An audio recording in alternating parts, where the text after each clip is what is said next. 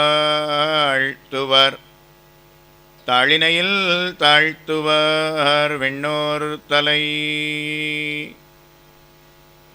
அபகத மதமானைஹிரந்திமோபாயனிஷ்டைஹி அதிகத பரமார்த்தைஹி ரத்த காமானனபேக்ஷைஹி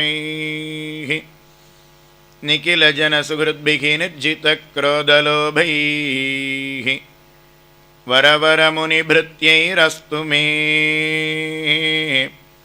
நித்யயோகः.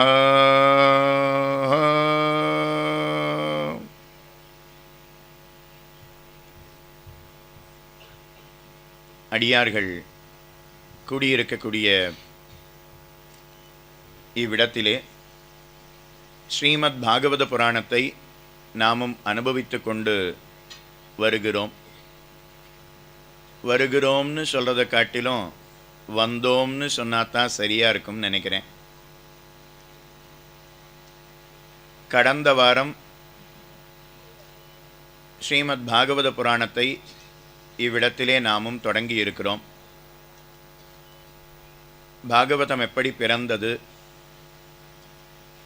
வேதவியாசர், சுகாச்சாரியர் அவர்களுடைய பெருமை என்ன, பகவத இதம் பாகவதம், பாகவதானாம் இதம் பாகவதம், ராஜச புராணங்கள், தாமச புராணங்கள், அதை காட்டிலும் சாத்விக புராணங்களுக்கு ஏற்றம் அப்படின்னு பார்த்து, அந்த சாத்விக புராணங்களை காட்டிலும் அதுக்குள்ளே இருக்கக்கூடிய ஸ்ரீமத் பாகவத புராணத்துக்கு என்ன ஏற்றம் என்பது எல்லாவற்றையும் நாம் பார்த்து, பரீட்சித்து எப்படி பிறந்தான், அவனுக்கு எப்படி சாபம் ஏற்பட்டது, சுகாச்சாரியர் எங்கே இருந்து பரீட்சத்துக்கு சொல்லத் தொடங்கினார், இது எல்லாவற்றையும் நாம் பார்த்து, பகவான் எப்படி சிருஷ்டியை செய்கிறான், பிரம்மா எப்படி பிறந்தார், சனகர், சனந்தனர், சனத்குமாரர், சனத் சுஜாதர்கள் இவர்கள்லாம் எப்படி பிறந்தார்கள், ஜெய விஜயர்களுக்கு சாபம் எப்படி உண்டானது, இது எல்லாவற்றையும் பார்த்து பகவான் வராக அவதாரம் செய்தான் அப்படிங்கிற சரித்திரத்தை முதல் நாள் நாமும் பார்த்திருக்கிறோம். ஞாபகத்திலே கொள்க. அதுக்கு அடுத்தது இரண்டாவது நாள் வராக அவதாரத்தில் இருந்து விட்ட இடத்துல இருந்து நாமும் தொடங்கி பகவான் வராக அவதாரம் செய்தான். அதுக்கு மேலே தக்ஷ யாகம், அதனுடைய சரித்திரம் என்ன, ஜடபரதர் உபாக்கியானம் என்ன, ஜடபரதர் என்பவர் ரகுகுணன் என்கிற ராஜாவுக்கு ஆத்ம தத்துவத்தை பற்றி உபதேசம் பண்ணினார் அப்படிங்கிற விஷயத்தை நாம் இரண்டாவது நாள் நாமும் பார்த்திருக்கிறோம். மேலே எத்தனை லோகங்கள் இருக்கிறது, கீழே எந்தெந்த லோகங்கள் இருக்கிறது, எந்தெந்த லோகங்களில் யார் வசிக்கிறார்கள், அதுக்கடுத்து பூமியை எப்படி பிரித்திருக்கிறார்கள், ஜம்பூத்வீபம், பிளக்ஷத்வீபம், குஷத்வீபம், ஷாக்கத்வீபம், ஷால்மலித்வீபம், கிரௌஞ்சத்வீபம் அப்படிங்கிற விஷயம் எல்லாவற்றையும் நாம் பார்த்து, துருவ சரித்திரம் அதையும் நாம் இரண்டாவது நாள் பார்த்து, ஜடபரதர் என்பவர் ரகுகுணன் என்கிற ராஜாவுக்கு உபதேசம் பண்ணினார் என்பது வரை இரண்டாவது நாள் நாமும் பார்த்திருக்கிறோம். ஞாபகத்திலே கொள்க.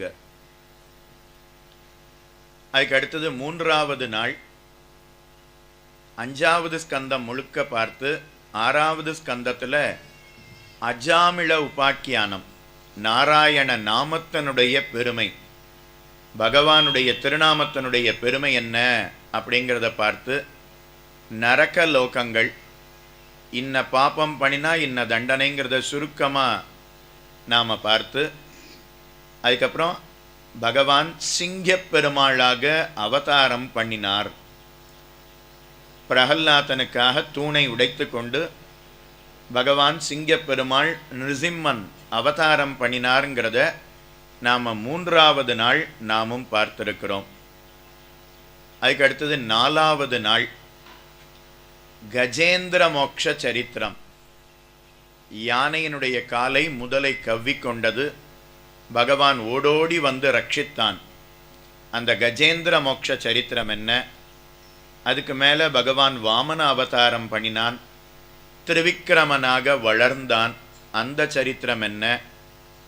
அப்புறம் பகவான் மத்ஸ்யாவதாரம் பண்ணினான், மீனாக அவதரித்தான், அந்த சரித்திரம் என்ன? அப்புறம் பகவான் திருப்பார்கடலை கடைந்தான், மோகினி அவதாரம் செய்தான், அந்த சரித்திரம் என்ன அப்படிங்கிறத நாம் பார்த்து, அதுக்கப்புறம் அம்பரீஷ சரித்திரம். துர்வாசர் அம்பரீஷனுக்கு சாபத்தை கொடுக்கணுங்கிறதுக்காக கையை ஓங்கினார். அப்போ அம்பரீஷன் தலையில் இருக்கக்கூடிய சக்கராயுதம் துர்வாசரை விரட்டியது. அப்புறம் துர்வாசர் பார்த்து, விஷ்ணு பக்தர்களுக்கு யாராவது தீங்கிழைக்கணும்னு நினைத்தால் அது அவர்களுக்குத்தான் தீங்காக ஆகுமே தவிர பகவானுடைய அடியவர்களுக்கு ஒருவராலும் தீங்கு ஏற்படுத்த முடியாது அப்படிங்கிறத அவர் அறிந்து கொண்டாருங்கிறத நாமும் பார்த்திருக்கிறோம். அதுக்கு மேலே பரசுராம அவதாரம், ராமாவதாரம். ராமனுடைய முன்னோர்கள் அவ பேர் எல்லாவற்றையும் விடாமல் விண்ணப்பம் பண்ணினோம். அப்புறம் பலராமன் எப்படி அவதாரம் பண்ணினான், கண்ணன் அவனுடைய திருவவதாரம் எப்படி நடைபெற்றது அப்படிங்கிறது வரை நாம் 4வது நாள் நாமும் பார்த்திருக்கிறோம். ஞாபகத்திலே கொள்க. ஒரு கால் நீங்கள் அந்த நாளில் வரலைன்னா கூட, ஓ இன்னென்ன சரித்திரங்களையெல்லாம் சொல்லியிருக்கிறார் அப்படிங்கிற எண்ணமாவது உங்களுக்கு வரும் இல்லையா? அதுக்காகத்தான் சொல்லிட்டு வரேன். கேட்டவா அதை நினச்சி பார்த்துக்கோங்க, கேட்காதவா இனிமேல் அடுத்த வருஷம் கண்டிப்பாக இந்த சரித்திரங்களையெல்லாம் கேட்டுடணும், விட்டுடக்கூடாதுங்கிற ஒரு உறுதி உங்களுக்கு ஏற்படணுங்கிறதுக்காகத்தான் சொல்லிட்டு வரேன். இது எல்லாவற்றையும் நாம் 4வது நாள் பார்த்து, 5வது நாள் கண்ணன் அவதரித்தது, கோகுலத்துக்குள்ளே சென்றது, மண்ணை உண்டது, வெண்ணெய் உண்டது, கட்டுப்பட்டது, காளிய நர்த்தனம் செய்தது, கோவர்தன மலையை உயர தூக்கி பிடித்தது, அதுக்கப்புறம் கம்சன வதம் செய்தது, துவாரகா பட்டணத்தை நிர்மாணம் செய்தது, காலயவனன் என்பவனை கொன்றது, அதுக்கப்புறம் துவாரகையில் ஆட்சி புரிந்தது, சாந்தீபனி மகரிஷியின் இடத்துல குருகுலவாசம் பண்ணினது, குரு தட்சணையாக அவர் தன்னுடைய பிள்ளைய 1000 வருஷத்துக்கு முன்னாடி காணாமல் போன பிள்ளைய குரு தட்சணையாக கொடுக்கணும்னு வேண்டினார். கண்ணன் 1000 வருஷத்துக்கு முன்னாடி காணாமல் போன பிள்ளைய மீட்டு கொண்டு வந்து கொடுத்த சரித்திரம். இது எல்லாவற்றையும் பார்த்து ருக்மிணி கல்யாணம் வரை நாம் 5வது நாள் நாமும் பார்த்திருக்கிறோம்.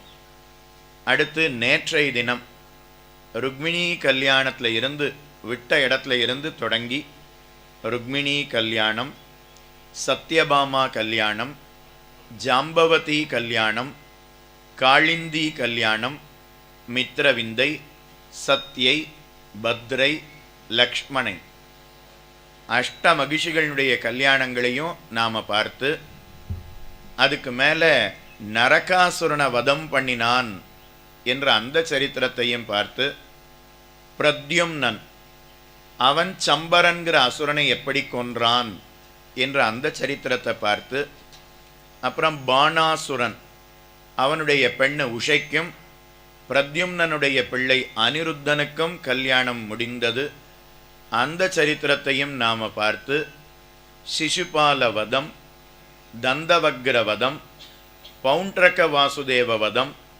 காசிராஜ வதம், காசிப்பட்டண தகனம், இது எல்லாவற்றையும் நாம் பார்த்து, அதுக்கு மேலே குச்சேல உபாக்கியானம், கண்ணனோடு சுதாமா என்கிற குச்சேலர் அவர் குருகுலவாசம் பண்ணினது, அந்த குச்சேலர் கண்ணனை பார்க்கணுங்கிறதுக்காக வந்தது, இந்த சரித்திரங்கள் எல்லாவற்றையும் நாம் நேற்றைய தினம் பார்த்து கடைசியாக சுபத்ரா விவாகத்தை கடைசியாக நாமும் பார்த்திருக்கிறோம்.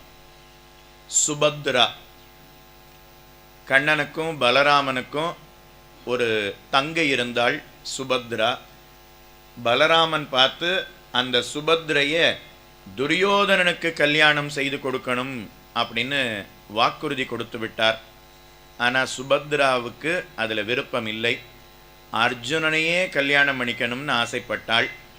அதனால் கண்ணன் சுபத்ராவுக்கும் அர்ஜுனனுக்கும் கல்யாணம் செய்து வைத்தான்.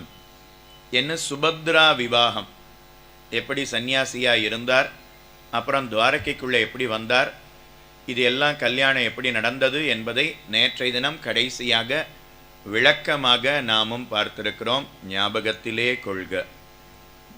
அதுக்கு மேலே இன்னைக்கு 11வது ஸ்கந்தத்தையும் 12வது ஸ்கந்தத்தையும் நாம் பார்க்கணும்.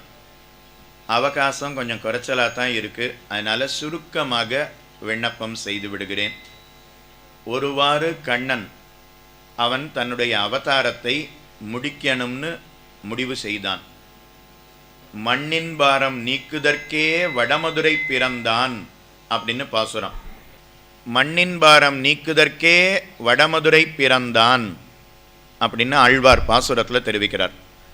பூமியில் நிறைய அசுரர்கள்லாம் நிறைந்து விட்டார்கள். அந்த அசுரர்களையெல்லாம் நானே அவதாரம் பண்ணி முடித்து விடுகிறேன் அப்படிங்கிற எண்ணத்தோட கண்ணன் அவதாரம் பண்ணினான். அதனால் கண்ணன் திருவவதாரம் பண்ணினான்.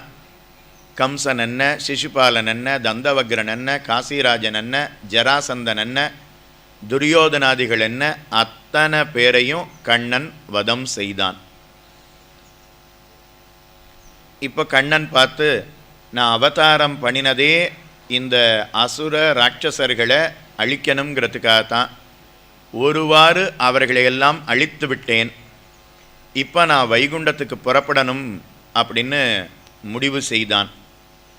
அப்போ கண்ணனை விட்டு பிரியாமல் இருக்கக்கூடிய ஒரு பக்தர், அவருக்கு உத்தவர் அப்படின்னு பெயர்.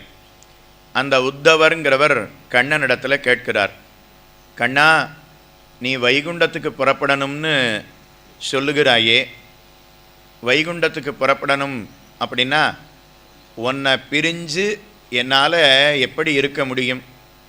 தாமரை போன்ற உன்னுடைய திருமுக மண்டலத்தை நான் இனிமேல் இழந்து எப்படி இந்த பூமியில் வாழ்வேன்?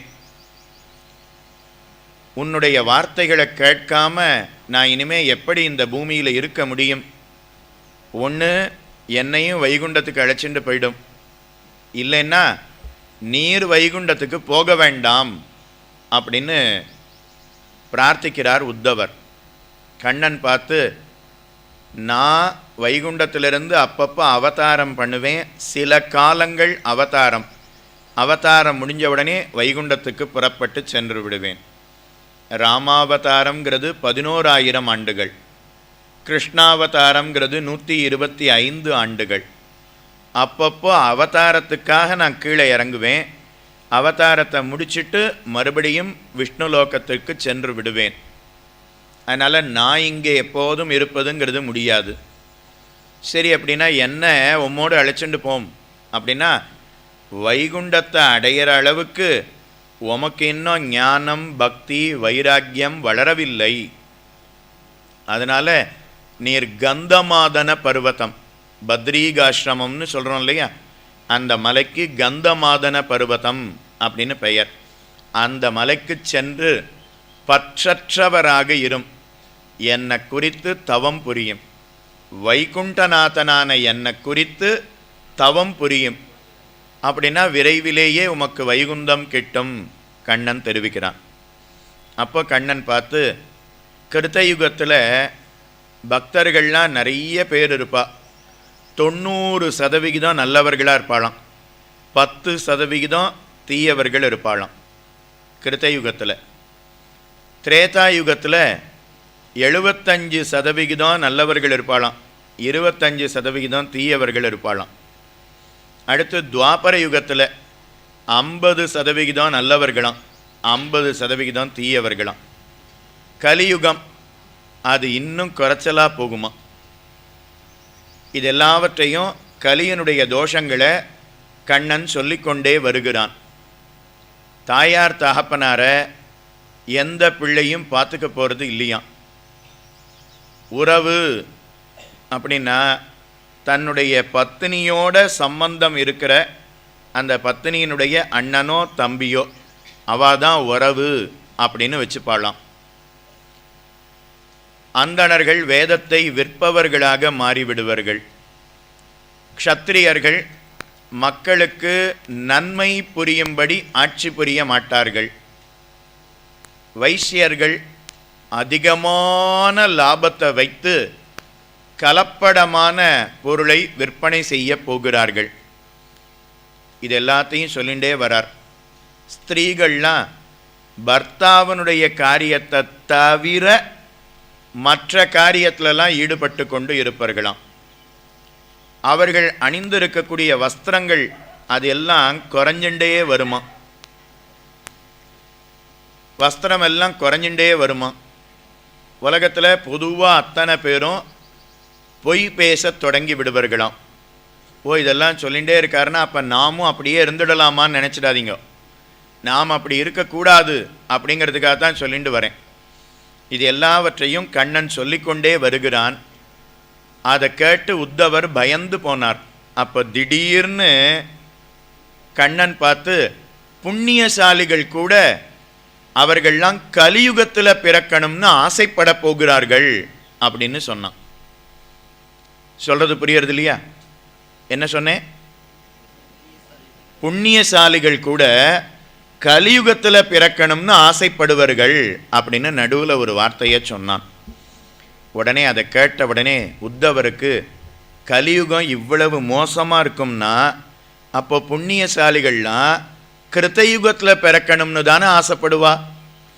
யாராவது கலியுகத்தில் பிறக்கணும்னு ஆசைப்படுவார்களா அப்படின்னு கேட்க அப்போ கண்ணன் தெரிவிக்கிறான், என்னுடைய சிறந்த பக்தர்கள் கலியுகத்தில் தான் அவதரிக்கப் போகிறார்கள்.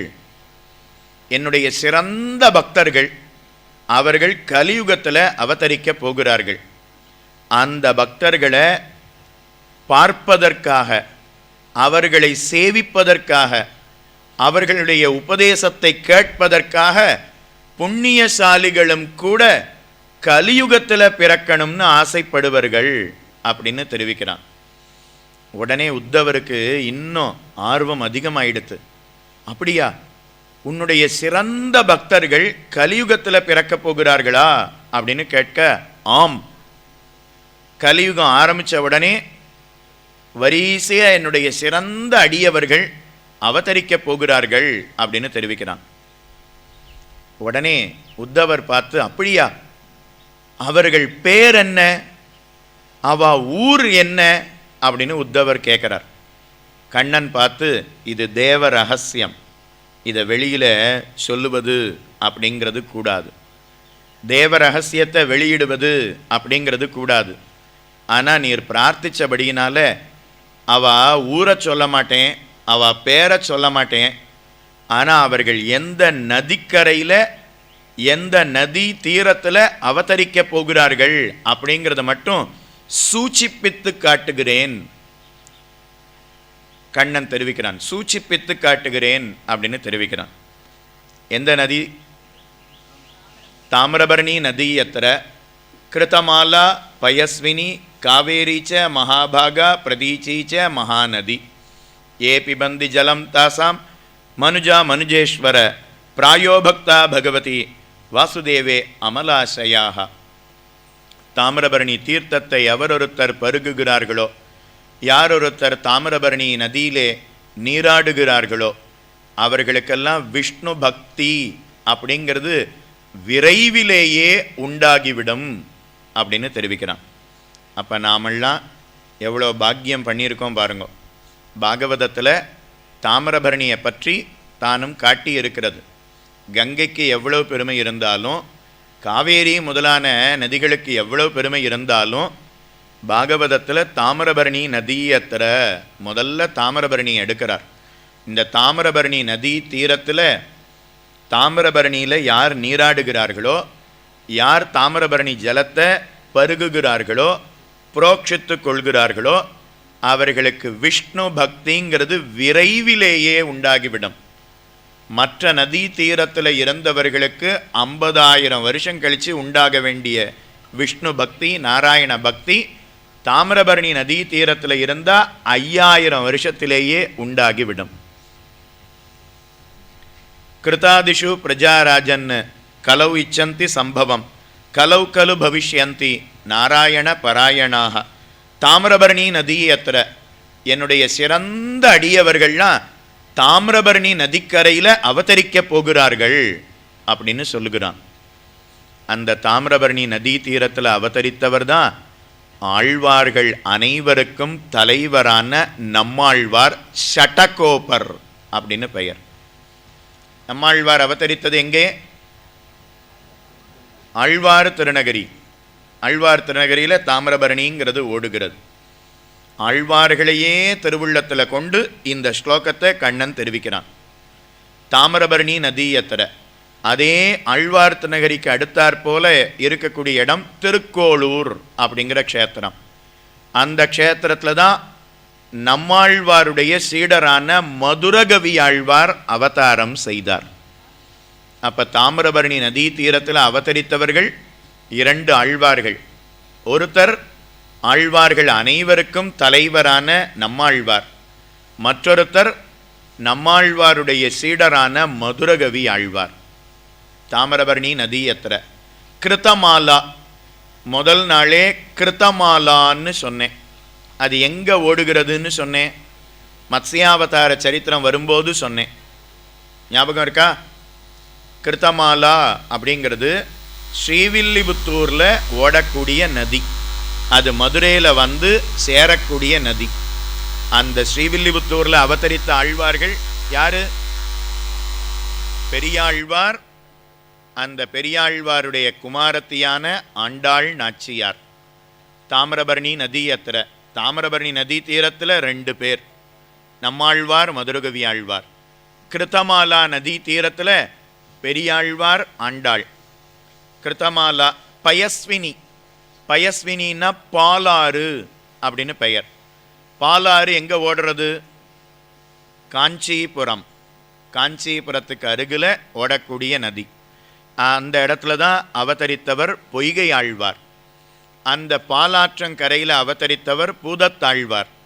அந்த பாலாற்றங்கரையில் அவதரித்தவர் மகதாக்வயர் அப்படிங்கிற பேயாழ்வார். அதே பாலாற்றங்கரையில் அவதரித்தவர் தான் திருமழிசை ஆழ்வார். தாமிரபரணி நதி தீரத்தில் 2 பேர், கிருத்தமாலா நதி தீரத்தில் 2 பேர். எத்தனை பேர் ஆச்சு? 4. அதுக்கப்புறம் பாலாற்றங்கரையில் எத்தனை பேர்? 4. பொய்கை ஆழ்வார், பூதத்தாழ்வார், பேயாழ்வார், திருமழிசை ஆழ்வார். 8 ஆழ்வார்கள் வந்துட்டாளா? காவேரி அதுக்கப்புறம் காவேரி நதி, அந்த காவேரி தீரத்தில் அவதரித்தவர் தான் தொண்டரடிப்பொடி ஆழ்வார். ஆழ்வார்களுக்குள்ள தொண்டரடிப்பொடி ஆழ்வார். அவர் காவேரி நதி தீரத்தில் அவதரித்தவர். அதே காவேரி நதி தீரத்தில் அவதரித்தவர் தான் திருப்பான் ஆழ்வார். உறையூர் அப்படின்னு இருக்கு இல்லையா? சோழ நாட்டு திருத்தலங்கள் 40 திவ்யதேசங்கள். அதில் 2வது திவ்யதேசம் உறையூர் அப்படிங்கிற இடம். அந்த இடத்துல தான் திருப்பான் ஆழ்வார் அவதாரம் செய்தார். காவேரி அதே காவேரி நதி தீரத்தில் தான் ஆழ்வார்களுக்குள்ள கடைசியாக அவதரித்தவர் திருமங்கை ஆழ்வார், திருமங்கை மன்னன். அவர் அவதரித்தது பூம்புகார் அப்படிங்கிற இடத்துக்கு பக்கத்தில். எங்கேயோ கேள்விப்பட்ட மாதிரி இருக்கே பூம்புகார், கேள்விப்பட்டிருக்கீங்களா? காவேரி எந்த இடத்துல வந்து கடலில் சேருகிறதோ அந்த இடம்தான் பூம்புகார்னு பேர். தாமிரபரணி எங்கே சேர்றது? கேள்வி கேட்குறேன். புன்னைக்காயல், சரியாக சொன்னார். தென்திருப்பேரையை தாண்டி போனால் ஏரல்ங்கிற இடம் வரும். அதை தாண்டினா ஆத்தூர் அப்படிங்கிற இடம் வரும். அந்த ஆத்தூரை தாண்டி போனால் புன்னைக்காயல்ங்கிற இடம் வரும். அந்த இடத்துல தான் தாமிரபரணி அப்படியே கடலில் வந்து சேருகிறாள். காவேரி அது சேரக்கூடிய இடம் பூம்புகார் அப்படிங்கிற இடம். எங்கேயுமே நதி ஸ்நானம்ங்கிறது விசேஷம். ஆனால் அந்த நதி சமுத்திரத்தில் சேருகிறதுன்னா அந்த இடத்துல ஸ்நானம் பண்ணினா நதி ஸ்நானம் பண்ணினதை விட 2 மடங்கு பலன் கிட்டும். எத்தனை பேர் புன்னக்காயலில் ஸ்நானம் பண்ணியிருக்கீங்க? ஞாபகத்தில் வச்சுக்கோங்க, புன்னக்காயலில் போய் ஒரு முறையாவது ஸ்நானம் பண்ணுங்க. தாமிரபரணி நதி எத்திர கிருத்தமாலா பயஸ்வினி காவேரீச்ச மகாபாகா பிரதீச்சீச்ச மகாநதி. பிரதீச்சி மகாநதி அப்படின்னு பெயர். அது கேரளாவில் ஓடக்கூடிய நதி. அந்த கேரளாவில் அவதரித்தவர் ஆழ்வார்களுக்குள்ள ஒருவர் குலசேகர ஆழ்வார் அப்படின்னு பெயர். எத்தனை பேர் சொல்லியிருக்கேன்? தாமிரபரணி நதி தீரத்தில் 2, கிருத்தமாலா நதி தீரத்தில் 2, அதுக்கப்புறம் பாலாற்றங்கரையில் 4 பேர், அப்புறம் காவேரி கரையில் 3 பேர், அதுக்கப்புறம் மகாநதி கரையில் ஒருவர். கூட்டிக்கோங்க. 2 கூட்டல் 2 கூட்டல் 4 கூட்டல் 3 கூட்டல் 1 12 வந்துட்டா. அதனால் 12 ஆழ்வார்களை பகவான் மனதில் வைத்து கொண்டு அந்த ஆழ்வார்கள் கலியுகத்தில் தான் அவதரிக்க போகிறார்கள். இந்த நதி தீரத்தில் அவதரிக்க போகிறார்கள். அவர்களை நேரே சேவிப்பதற்காகவும் அவர்களுடைய உபதேசம் பாசுரங்களை கேட்பதற்காகவும் அந்த பாசுரத்தை திரும்ப சொல்லுவதற்காகவும் புண்ணியசாலிகளும் கூட கலியுகத்தில் பிறக்கணும்னு ஆசைப்படுகிறார்கள் அப்படின்னு கண்ணன் தெரிவித்தான். ஆழ்வார்களை கண்ணன் திருவுள்ளத்தில் கொண்டு 11வது ஸ்கந்தத்தில் சூச்சிப்பித்து காட்டுகிறான். கிருதாதிஷு பிரஜாராஜன்னு கலவு இச்சந்தி சம்பவம் கலவு கலு பவிஷ்யந்தி நாராயண பராயணாக क्वचित् क्वचित् महाभाग द्रविडेषु च भूरिशः ताम्रपर्णी नदी यत्र कृतमाला पयस्विनी कावेरी च महाभागा प्रदीची च महानदी ये पिबन्ति जलं तासां मनुजा मनुजेश्वर प्रायो भक्ता भगवती वासुदेवे अमलाशयाः. இந்த நதி தீரத்தில் வாழ்ந்து கொண்டு இந்த நதியில் நீராடுபவர்கள் விரைவிலேயே வாசுதேவனான கண்ணனிடத்தில் பக்தி பூண்டு அவனுடைய திருவடியை அடைகிறார்கள் என்ன அந்த சரித்திரத்தை காட்டுகிறார். அதுக்கப்புறம் உத்தவ கீதை அப்படின்னு பெயர். ஒரு ராஜா அவதூத சந்நியாசி. ஒரு ராஜா ஒரு சந்நியாசியின் இடத்துல சென்று, என்னிடத்துல நிறைய செல்வம் இருக்கிறது, வைரம் இருக்கிறது, வைடூரியம் இருக்கிறது, நிறைய கோடி கோடியாக செல்வம் இருக்கிறது, எத்தனையோ வேலைக்காராள்லாம் இருக்கா, பெரிய பவனம் இருக்கிறது, மாளிகை இருக்கிறது, பெண் இருக்கிறாள், பிள்ளை இருக்கிறாள், பேரன் இருக்கிறாள், பேத்தி இருக்கிறா, எல்லா பந்துக்களும் இருக்கிறார்கள், செல்வம் நிறைந்து இருக்கிறது. ஆனால் மனசாந்தி இல்லை. மனசாந்தி இல்லை. ராத்திரி 9 மணிக்கு படுத்தோம்னா 5வது நிமிஷம் தூங்கி போயிடணும். அப்படின்னா மனசாந்தி இருக்கிறதுன்னு அர்த்தம். அப்படி இல்லைன்னா மனசில் ஏதோ கவலை அப்படின்னு அர்த்தம். ஆனால் நீரோ ஒரு சந்நியாசி, உம்மகிட்ட ஒரு காசும் இல்லை, 1 ரூபா காசு கூட இல்லை, பெரிய மாடங்களில் பவனங்களில் வசிக்கலை, சின்னதாக பனை ஓலை, தென்னை ஓலை, தென்னங்கீற்று அதுக்குள்ளே வாசம் பண்ணுகிறீர். ஆனால் எப்போதும் சந்தோஷமாக இருக்கீர், திருப்தியாக இருக்கீரே, அது எப்படி அப்படின்னு கேட்குறான். அப்பா அவர் பார்த்து ஒரு 24 விஷயங்களில் இருந்து 24 தத்துவங்களில் இருந்து 24 விஷய ஞானம் எனக்கு உண்டானது, அதனால தான் நான் சந்தோஷமாக இருக்கேன்னு சொன்னாராம். எதெல்லாம்? பிருத்திவி, வாயு, ஆகாசம், ஆபஹ, அக்னி, சந்திரமா, ரவிஹி, கபோதஹ, அஜகரஹ, சிந்துஹு, பதங்கஹ, மதுகிருத், கஜஹ, மதுஹ, ஹரிண, மீனஹ, பிங்கள, குரரஹ, அர்பகஹ, குமாரி, சரகிருத், சர்ப்பஹ, ஊர்ணநாபிஹி, சுபேஷகிருத்.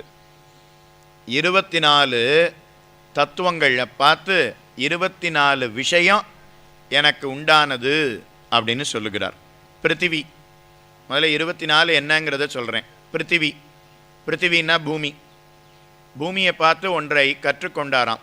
வாயு, வாயுன்னா என்ன? காற்று. நீங்களே சொல்லிடலாமே.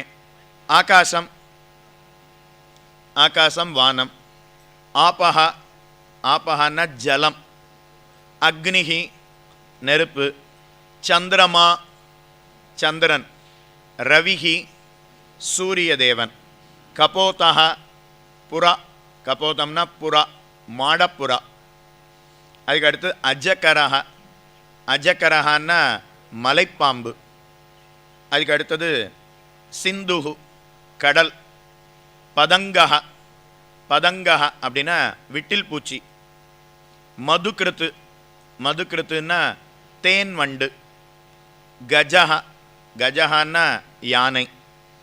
மதுஹா, மதுஹா அப்படின்னா வேடன். அதுக்கடுத்து ஹரிணா, ஹரிணான்னா மானு. மீனஹா, சம்ஸ்கிருதத்தில் மீனஹா, தமிழில் மீன்னு பேர். ஓ, ஒரு வார்த்தை நாம் இன்னைக்கு சம்ஸ்கிருதத்தை கற்றுக்கொண்டோம். மீனுக்கு சம்ஸ்கிருதத்தில் மீனஹா. அதுக்கு அடுத்தது பிங்களா. பிங்களான்னா ஒரு வேஷ்யா ஸ்திரீ. ஒரு வேசியை பார்த்து நான் ஒன்றை கற்றுக்கொண்டேன்னு தெரிவிக்கிறார். குரரஹ, குரரஹ அப்படின்னா ஒரு பக்ஷி. அதுக்கு அடுத்தது அர்பக்கஹ, அர்பக்கஹான்னா சிறுவன், சிறு பிள்ளை. குமாரி, குமாரின்னா கல்யாண வயசில் ஒரு பெண் இருக்கா. சரக்கிருத்து, சரக்கிருத்து அப்படின்னா பொற்கொல்லர், தங்க ஆசாரி. அதுக்கு அடுத்து சர்ப்பம், சர்ப்பம்னா பாம்பு. ஊர்ணநாபிகி, ஊர்ணநாபிகின்னா சிலந்தி பூச்சி. அதுக்கப்புறம் சுபேசக்கிருத்து, சுபேசக்கிருத்து அப்படின்னா கொட்டிகிட்டே இருக்குமே, என்னது? தேள் இல்லை, குழவி. அதுதான் கொட்டிகிட்டே இருக்கும். ஒரு தடவை கொட்டிச்சுன்னா போயிடாது, திரும்பவும் சுற்றி சுற்றி வரும், மறுபடியும் கொட்டும். குழவி. அதனால் 24 விஷயங்களை பார்த்து எனக்கு ஞானம் உண்டானதுன்னு தெரிவிக்கிறார். பிருத்திவி, பிருத்திவி பூமி. இந்த பூமி மேலே நாம் மலத்தை கழிக்கிறோம், பூமி மேலே மூத்திரத்தை கழிக்கிறோம், இந்த பூமியை நாம் தோண்டுகிறோம். ஆனால் என்னைக்காவது பூமி கோபப்பட்டிருக்குமா? உன்னை அழித்து விடுகிறேன் அப்படின்னு சொல்லியிருக்குமா? அதனால் பூமி எவ்வளவு துன்பத்தை நாம் கொடுத்தாலும் அதை பொறுமையாக ஏற்றுக்கொள்கிறாளே. அதனால் பூமியை பார்த்து நான் பொறுமையை கற்றுக்கொண்டேன். வாயு, வாயுங்கிறது காற்று, அது வீசும். எந்த இடத்துல மல்லிகை மலர்ந்து இருக்கிறதோ அந்த இடத்துல காற்று வீசும். அந்த மல்லிகையினுடைய வாசம் அந்த காற்றில் படும். அதுக்கப்புறம் அடுத்து இருக்கிறவா மேலே அந்த காற்று பட்டுதுன்னா, அப்பா நல்ல வாசனையாக இருக்கே அப்படின்னு நாம் நினைக்கிறோம். அதே போல் சில இடத்துல சேறு இருக்கும், அழுக்கு இருக்கும், மலமூத்திராதிகள் இருக்கும். அந்த இடத்துல காற்று பட்டு அது நம்ம மேலே வந்ததுன்னா அப்போது நாம் மூக்கை மூடிக்க வேண்டியதுதான். காற்றே, காற்றுக்கே துர்நாற்றம் உண்டான்னா கிடையாது. காற்றுக்கே நறுமணம் உண்டா அப்படின்னா அதுவும் கிடையாது. அப்போ எதோடு சம்பந்தம் உண்டாகிறதோ அதனுடைய தன்மை காற்றுக்கு ஏற்படுகிறது. எதோடு சம்பந்தம் உண்டாகிறதோ அதனுடைய தன்மை அதற்கு உண்டாகிறது. அதனால் நாம் சாதுக்களோடு சமாகமம் வைத்து கொள்ள வேணும். சாதுக்களோடு எப்போதும் கூடியிருக்கணும், அடியவர்களோடு கூடியிருக்கணும், ஆச்சாரியனோட கூடியிருக்கணும், பகவானுடைய பக்தர்களோடு நாம் கூடியிருக்கணும். அதை தெரிந்து கொண்டேன். ஆகாசம், ஆகாசங்கிறது ரொம்ப உயர்ந்தது. அதை போல நம்முடைய எண்ணங்கள்ங்கிறது ரொம்ப உயர்ந்ததாக இருக்க வேணும். இவாளை கண்டா எனக்கு ஆகாது, அவரை கண்டா எனக்கு பிடிக்காது, அவளை பற்றி நான் இப்படி பேசுவேன், இவாளை பற்றி நான் இப்படி பேசுவேன். தாழ்ந்த விஷயங்களில் நாம் ஈடுபடாமல் பகவானை பற்றின உயர்ந்த விஷயங்களை மட்டுமே நாமும் சிந்தித்து கொண்டு இருக்க வேணும். ஆபஹா, ஆபஹான்னா ஜலம். ஜலம், அந்த ஜலத்தை எடுத்து காலையில் 10 மணிலேருந்து சாயங்காலம் 5 மணி வரைக்கும் வேலைக்கு போவோம். வேலைக்கு போயிட்டு வந்து அந்த ஜலத்தை எடுத்து அப்படி முகத்து மேலே தெளிச்சுட்டோம்னா நமக்கு ஒரு புத்துணர்ச்சி. அந்த ஜலத்தில் நீராடினோம்னா நமக்கு ஒரு புத்துணர்ச்சி. அதை போல் பகவானை சேவித்தால் நமக்கு ஒரு திருப்தி, சந்தோஷம் அப்படிங்கிறது உண்டாகிறது. அடியவர்களை பார்த்தாலோ, அடியவர்கள் நம்மை தொட்டாலோ, அடியவர்களுடைய கட்டாட்சத்தை பெற்றாலோ நாமும் புனிதமடைந்து விடுகிறோம். எப்படி ஜலம்ங்கிறது நம்மை புனிதமாக்குகிறதோ அதே போல ஆச்சாரியர்களுடைய, பெரியோர்களுடைய அருட்பார்வை, அவர்களுடைய உபதேசம், அவர்களுடைய ஸ்பர்ஷம் அப்படிங்கிறது நம்ம மனசில் இருக்கக்கூடிய அழுக்கை போக்கி நம்முடைய ஆத்மாவை பரிசுத்தமாக ஆக்கிவிடும். அதுக்கு அடுத்தது அக்னிகி. அக்னியில் எதை போட்டாலும் எரிக்கும். அக்னியில் 2 வயசு பிள்ளை அதை போய் அக்னியை தொட்டுது, என்ன பண்ணும்? சுடும். 20 வயசு பிள்ளை அக்னியை தொட்டார், என்ன பண்ணும்? சுடும். அப்போது தெரியாமல் தொட்டது அந்த குழந்தை, தெரிஞ்சே தொட்டார் இந்த பிள்ளை, ஆனாலும் அக்னிங்கிறது சுடும். ஏன்னா அக்னியினுடைய சுபாவம் சுடுவது. அதே போல பகவானுடைய திருநாமத்தை சொன்னால் அதை பகவானுடைய திருநாமம்னு பொருள் அறிந்து சொன்னாலும் சரி, பகவானுடைய திருநாமத்தை பொருள் அறியாமல் சொன்னாலும் சரி, நம்முடைய பாப்பத்தை போக்கிவிடும். ஏன்னா அதனுடைய சுபாவம் அதுதான். இதுதான் அதனுடைய சுபாவம். அதுக்கடுத்து சந்திரமா, சந்திரன். சந்திரன் அவர் ஒரு 15 நாள் அவர் வளருவார். அதுக்கப்புறம் 15 நாள் தேய்கிறார். அதே போல சந்திரனை பார்த்து நான் என்ன தெரிஞ்சுட்டேன்னா, சந்திரனே வளருகிறாரா அப்படின்னா வளருவது கிடையாது. சந்திரனே தேய்கிறாரா அப்படின்னா சந்திரன் தேய்வதும் இல்லை, வளர்வதும் இல்லை. அப்போ தேயறது வளர்றதுன்னு சொன்னமே, அது என்னது அப்படின்னா சந்திரனுடைய கலை. சந்திரனிடத்துல 16 கலைகள் இருக்கிறது. அதில் ஒரு நாளும் ஒன்னொன்று வளர்ந்து கொண்டு வருகிறது. 16 கலைகளும் பூர்த்தியாக பௌர்ணமி அன்னைக்கு இருக்கும். அதுக்கப்புறம் மறுபடியும் ஒரு நாளும் ஒரு கலை குறைந்து குறைந்து குறைந்து அமாவாசை அன்னைக்கு ஒரே ஒரு கலையோடு சந்திரன் இருக்கிறான். மறுபடியும் ஒரு கலை ஒரு நாளும் கூடி கூடி கூடி கூடி பௌர்ணமி அன்னைக்கு முழுக்க அவன் இருக்கிறான். அதனால் அதை பார்த்து ஆத்மா வளருவதும் இல்லை, தேய்வதும் இல்லை. அப்போ வளருவது எது அப்படின்னா உடல். உடல் தான் வளருகிறது, உடல் தான் தேய்கிறதே தவிர உள்ளே இருக்கக்கூடிய ஆத்மா வளருவதும் இல்லை, தேய்வதும் இல்லை. அதை தெரிந்து கொண்டேன். அதுக்கடுத்து ரவிகி. ரவி சூரியன். இந்த சூரியனை பார்த்து இவருக்கு ஒரு ஞானம் வந்துதான். சூரிய உதயம், சூரிய உதயம் ஆனாத்தானே நமக்கு ஒரு சந்தோஷம். அப்போ தானே நாம் பணம் சம்பாதிக்கணும்னு போகணும்னாலும் சூரிய உதயம் ஆனாத்தானே நாம் போக முடியும். கல்லூரியில் படிக்கிறோம், பள்ளிக்கூடத்தில் படிக்கிறோம், சூரிய உதயம் ஆனாத்தானே நாம் போக முடியும். பெருமாள் சன்னதியும் சூரிய உதயம் ஆனாத்தானே திறப்பா. அப்போ சூரிய உதயம் அப்படிங்கிறது எவ்வளோ முக்கியம். சூரியனுடைய கிரணங்கள் அது நமக்கு எவ்வளோ முக்கியம். சூரியனுடைய கிரணங்கள் மறைஞ்சிடுத்துன்னா அப்போ திருடர்களால் பயம் அதிகமாயிடும். பகலில் ஒத்தரும் இல்லைன்னா நாம் தைரியமாக போகலாம். அதே ராத்திரி 12 மணிக்கு ஒத்தரும் இல்லை, ஆனால் அந்த வழியாக நாம் வந்தோம்னா பயப்படுறோம். அப்போ சூரியன் நமக்கு எவ்வளவு நன்மையை செய்கிறார். ஆனால் அந்த சூரியன் பார்த்து நான் தான் பண்ணுறேன் அப்படின்னு என்னைக்காவது அவர் சொல்லியிருக்காரா? நீ ராத்திரி பயப்படுற, பகலில் பயப்படாமல் இருக்கியே, அதுக்கு நான் தான் காரணம். நம்ம ஒவ்வொருத்தருக்கும் சூரிய தேவன் நன்மையை செய்கிறார். ஆனால் நான் தான் பண்ணினேன்னு சொல்கிறாரான்னா கிடையவே கிடையாது. அதை போல் நாம் நிறைய நல்ல காரியங்களை செய்யணும். ஆனால் நான் தான் பண்ணினேன் அப்படின்னு தெரியவே கூடாதான். அதை சூரியனை பார்த்து நான் கற்றுக்கொண்டேன். நாம் நல்ல காரியம் பண்ணவே மாட்டோம். ஆனால் நான் தான் பண்ணேன்னு மாறு தட்டிப்போம். சூரிய தேவன் எல்லாத்தையும் செஞ்சுட்டு ஒன்றுமே பண்ணாதார் போல எங்கேயோ தூரத்தில் இருக்கிறார். அதனால் அதை போல் நிறைய கொடுக்கணும். பாகவதம் நடத்துறதுக்கு நிறைய கொடுக்கணும்.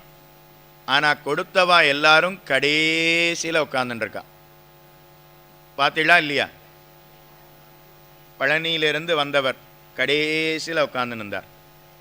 வசந்த பவன் ஹோட்டல் ஓனர் கடைசியில் உட்காந்து நின்றார். முதல் நாள் ராகவன் டாக்டர் இந்த கடைசியில் உட்காந்து நின்றார். நடத்துகிறவர் ராதாகிருஷ்ணன் இந்த கடைசியில் உட்காந்து நின்றார். அப்படின்னா நிறைய பண்ணணும். ஆனால் நான் தான் பண்ணினேன் அப்படின்னு வெளியே காட்டிக்கவே கூடாதான். சுவாமி அப்படின்னா முதல் வரிசையே வேண்டாமான்னா, முதல் வரிசை வேண்டான்னு சொல்லலை. எந்த வரிசையில் இருந்தாலும் நான் தான் பண்ணினேன் அப்படின்னு மாறு தட்டி கொள்வது அது கூடாது. அதை ரவி சூரியனை பார்த்து தெரிந்து கொண்டேன். கபோதம் அப்படின்னா மாடப்புறா. ஒரு மாடப்புறா ஒரு பறவை, அது ஒரு மரத்தில் வசித்தது. அது பறந்து வெளியில் போச்சு. திரும்பி வரும்போது பார்த்தா அந்த மாடப்புறாவினுடைய பிள்ளை குட்டின்னு சொல்லணுமா குஞ்சுன்னு சொல்லணுமா? புறா குஞ்சு. அதனால் அது வலைக்குள்ளே அகப்பட்டு கொண்டது. அதுக்கப்புறம் அதுக்கு ஒரு பெண் குஞ்சு, அதுவும் அகப்பட்டு கொண்டது. இந்த கபோதத்தினுடைய பர்த்தா கணவர், அது ஒரு ஆண் புறா சேவல், அதுவும் வலைக்குள்ளே அகப்பட்டு கொண்டது. இப்போ அந்த மாடப்புறா பார்த்தது, ஓ பிள்ளை அகப்பட்டு கொண்டான், பெண்ணு அகப்பட்டு கொண்டாள், பர்த்தா அகப்பட்டு கொண்டார், அவர்களை காப்பாற்றணும்னு தானும் வந்தது, தானும் அகப்பட்டு கொண்டது. அதனால் பகவத் பக்தி அற்றவர்களோடு நாம் இருந்தோம்னா அவர்கள் நரகத்தில் விழுவதோடு மட்டுமல்லாமல் அவர்களோடு சேர்ந்து நாமும் நரகத்தில் விழுந்து விடுவோம். அதனால் வீடு மனைவி மக்கள் பற்று அப்படிங்கிறது கூடாது. அதுக்காக மனைவியை விட்டுடலாமா, பர்த்தாவை விட்டுடலாமா, பிள்ளையை விட்டுடலாமா, பெண்ணை விட்டுடலாமான்னா பற்று கூடாதுன்னு தான் சொல்கிறேனே தவிர விடணும்னு சொல்லலை. அவர்கள் இல்லைன்னா என்னால் இருக்க முடியாது அப்படிங்கிற நிலைங்கிறது யாருக்கும் உண்டாகக்கூடாது. அவள் இருந்தாலும் சரி இல்லைன்னாலும் சரி பகவானை நாம் தொழ வேணும். பகவத் பக்தியை என்றென்றும் வளர்த்து கொண்டே செல்ல வேணும். அதை நான் கபோதம் மாடப்புறாவை பார்த்து அறிந்து கொண்டேன். அஜகரஹான்னா மலைப்பாம்பு அது எங்கேயோ காட்டில் மலை அடிவாரத்தில் இருக்கும். அது வாயை ஆன்னு திறந்து வச்சுன்னு இருக்கும். மலைப்பாம்பு அது எங்கேயோ மலையடிவாரத்தில் வாயை ஆன்னு திறந்து வச்சுன்னு இருக்கும். ஒரு நாள் ஆகாரம் கிடைக்குமா? கிடைக்காது. ரெண்டாவது நாள் கிடைக்குமா? கிடைக்காது. ஒரு வாரம் கிடைக்குமா? கிடைக்காது. ஒரு மாதம் கிடைக்குமா? கிடைக்காது. 6 மாதம் அப்படியே ஆன்னு காத்துன்னு இருக்கும். திடீர்னு அந்த இடத்துல ஒரு எருமை மாடு வரும். அப்படியே அந்த மலைப்பாம்பு விழுங்கிவிடும். ஏன் அது அப்படியே மெல்லமாக இறை இருக்கக்கூடிய இடத்த தேடி வர வேண்டியதானே? பொதிகை மலையிலிருந்து கொஞ்சம் அப்படியே மணிமுத்தாறு பாப்பநாசத்துக்கு வர வேண்டியதானே மலைப்பாம்பு? அப்படியே அங்கிருந்து இன்னும் கொஞ்சம் இறங்கி வள்ளியூருக்கு வர வேண்டியதானே? இன்னும் கொஞ்சம் அங்கேருந்து இறங்கி முனஞ்சிப்பட்டி மூலக்கரைப்பட்டிக்கு வந்துட வேண்டியதானே? இத்தனை பேர் உட்காந்துருக்கோமே, அப்படியே ஒவ்வொருத்தராக விழுங்கிட்டு போயிடட்டுமே? வராது. அப்போ எந்த நம்பிக்கையில் அது மலையடி வாரத்தில் இருக்குது? எந்த நம்பிக்கையில் இருக்குன்னா, என்னை படைத்த பகவான் எனக்கு இறைய அனுப்புவான் அப்படிங்கிற நம்பிக்கையில் அது இருக்கிறது. மரத்தை ஒருத்தர் நட்டு வைக்கிறார். அந்த செடி வளருகிறது. இப்போ அந்த செடிக்கு உரம் போட்டு ஜலம் விடுவது யாரு? நாம் வீதியில் போயின்னு இருக்கோம், அந்த மரத்தை பார்க்குறோம், நாம் எங்கேயா ஜலம் விடுவோமா?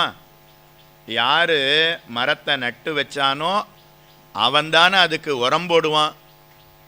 படைத்தவன் எவனோ அவனே நமக்கு ஆகாரத்தை கொடுப்பான் அப்படிங்கிற நம்பிக்கையோட அந்த மலைப்பாம்புங்கிறது இருக்கிறது. அதே நம்பிக்கையோட படைத்தவன் என்னை காப்பான் அப்படிங்கிற நம்பிக்கையோடு இருக்க வேணும்.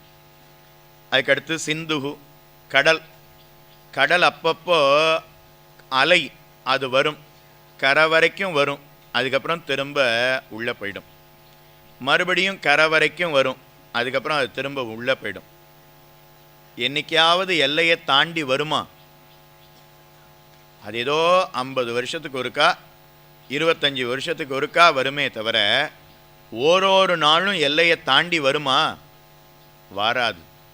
அதைப்போல நாமும் நம்முடைய மனுஷர்களுக்குன்னு ஒரு எல்லை இருக்குது. எல்லைன்னா இடத்த சொல்லலை. நாம் பகவானை எப்படி பூஜிக்க வேணும், மற்றவர்களை எப்படி நடத்த வேணும் அப்படிங்கிறதுக்கு. அதை மீறி நாம் பண்ணினோம்னா நரக்கத்தில் விழுந்துடுவோம். அதனால் அந்த காரியத்தை செய்வதுங்கிறது கூடாது. அதுக்கு அடுத்தது பதங்கஹா. பதங்கஹா அப்படின்னா விட்டில் பூச்சி. விட்டில் பூச்சி அது விளக்கில் தானே வந்து விழுந்து பிராணனை அழித்து கொள்ளும். விளக்கு அது எரியும், அந்த விளக்கு ஜுவாலை இருக்கு இல்லையா, அதை இந்த விட்டில் பூச்சி தூரத்தில் இருந்து பார்க்கும். பார்த்த உடனே அது ஒரு சின்ன ஒரு பழம் மாதிரி தெரியுமா, அதை சாப்பிடணுங்கிறதுக்காக பக்கத்தில் வரும். வந்தால் அந்த விட்டில் பூச்சி இந்த விளக்கில் எரிஞ்சு அதுக்கு பிராணன் போயிடும். அதைப்போல் ஸ்திரீகளிடத்தில் ஆசைப்பட்டால், மதுவினிடத்தில் மாம்சத்தினிடத்தில் ஆசைப்பட்டால் விரைவிலேயே அவர்களுக்கு மரணம் சம்பவித்துவிடும். அதை தெரிவிக்கிறார். அதுக்கு அடுத்தது பதங்கா மதுக்கிருத்து. மதுக்கிருத்து அப்படின்னா தேன் வண்டு. தேன் வண்டு. தேன் வண்டுங்கிறது மலரில் இருந்து தேனை எடுக்கும். எடுக்குமா இல்லையா? பார்த்துருக்கீங்களா? அப்படியே மலரை அப்படியே தேன் சுற்றிகிட்டே இருக்கும். வீட்டில் நந்தவனம் வச்சுருந்தா பார்க்கலாம்.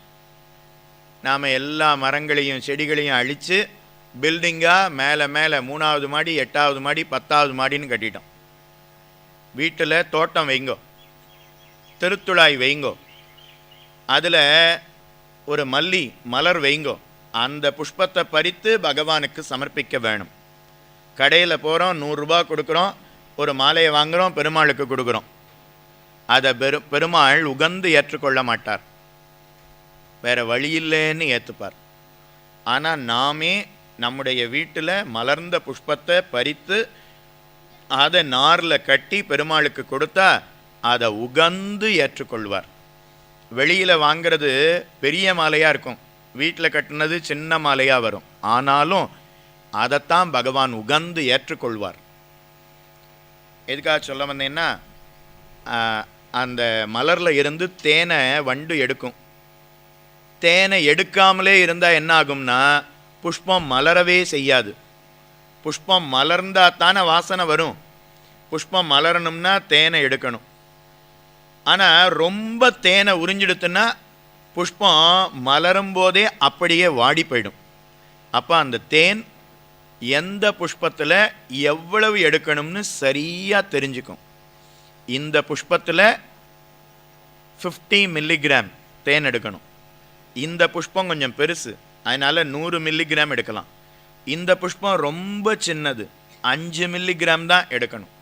அப்படின்னு சரியாக அந்த புஷ்பத்தில் இருந்து எவ்வளவு தேன் எடுத்தால் அந்த புஷ்பம் வாடாமல் இருக்குமோ, எந்த அளவுக்கு எடுத்தால் அது மலருமோ அந்த அளவுக்கு சரியாக எடுக்குமா. அதே போல் பகவானுடைய அடியவர்கள் பகவானுக்கு தொண்டு புரியணும்னா யாரிடத்தில் எவ்வளவு கேட்கணும்னு தெரிஞ்சுக்கணுமா. வருஷத்துக்கு 10 லட்சம் சம்பாதிக்கிறாருன்னு வச்சுக்கோங்க. அப்போ அவரிடத்துல பாகவதம் நடத்துகிறோம், ஒரு 50,000 கொடுங்கோ அப்படின்னு சொன்னால் இதோ தரேன், செக்கு போட்டு கொடுத்துடுவார். எவ்வளோ சம்பாதிக்கணும்? ஒரு 10 லட்சம் சம்பாதிக்கிறாருன்னா 50 வேணுமா, 75 தரேன் அப்படின்னு கொடுத்துடுவார். ஒருத்தர் சம்பாதிக்கிறதே 2 லட்சம் தான். அவரிடத்துல போய் எவ்வளோ கேட்கணும்? 75 கொடுங்கன்னா பயந்து ஓடியே போயிடுவார். அப்போது ஒருத்தர் 2 லட்சம் சம்பாத்தியம் பண்ணுறாருனா அப்போ அவரிட 20-25 கேட்கலாம். ஒருத்தர் 10 லட்சம் சம்பாதிக்கிறார்னா அவரிடத்துல 1 லட்சம் கேட்கலாம். ஒருத்தர் 1 கோடி சம்பாதிக்கிறார்னா அவரிடத்துல 10 லட்சம் 20 லட்சம் கேட்கலாம். அப்போது பகவானுக்கு அடியவர்கள் தொண்டு புரிகிறார்களே அவர்களுக்காக சொல்லப்பட்டது.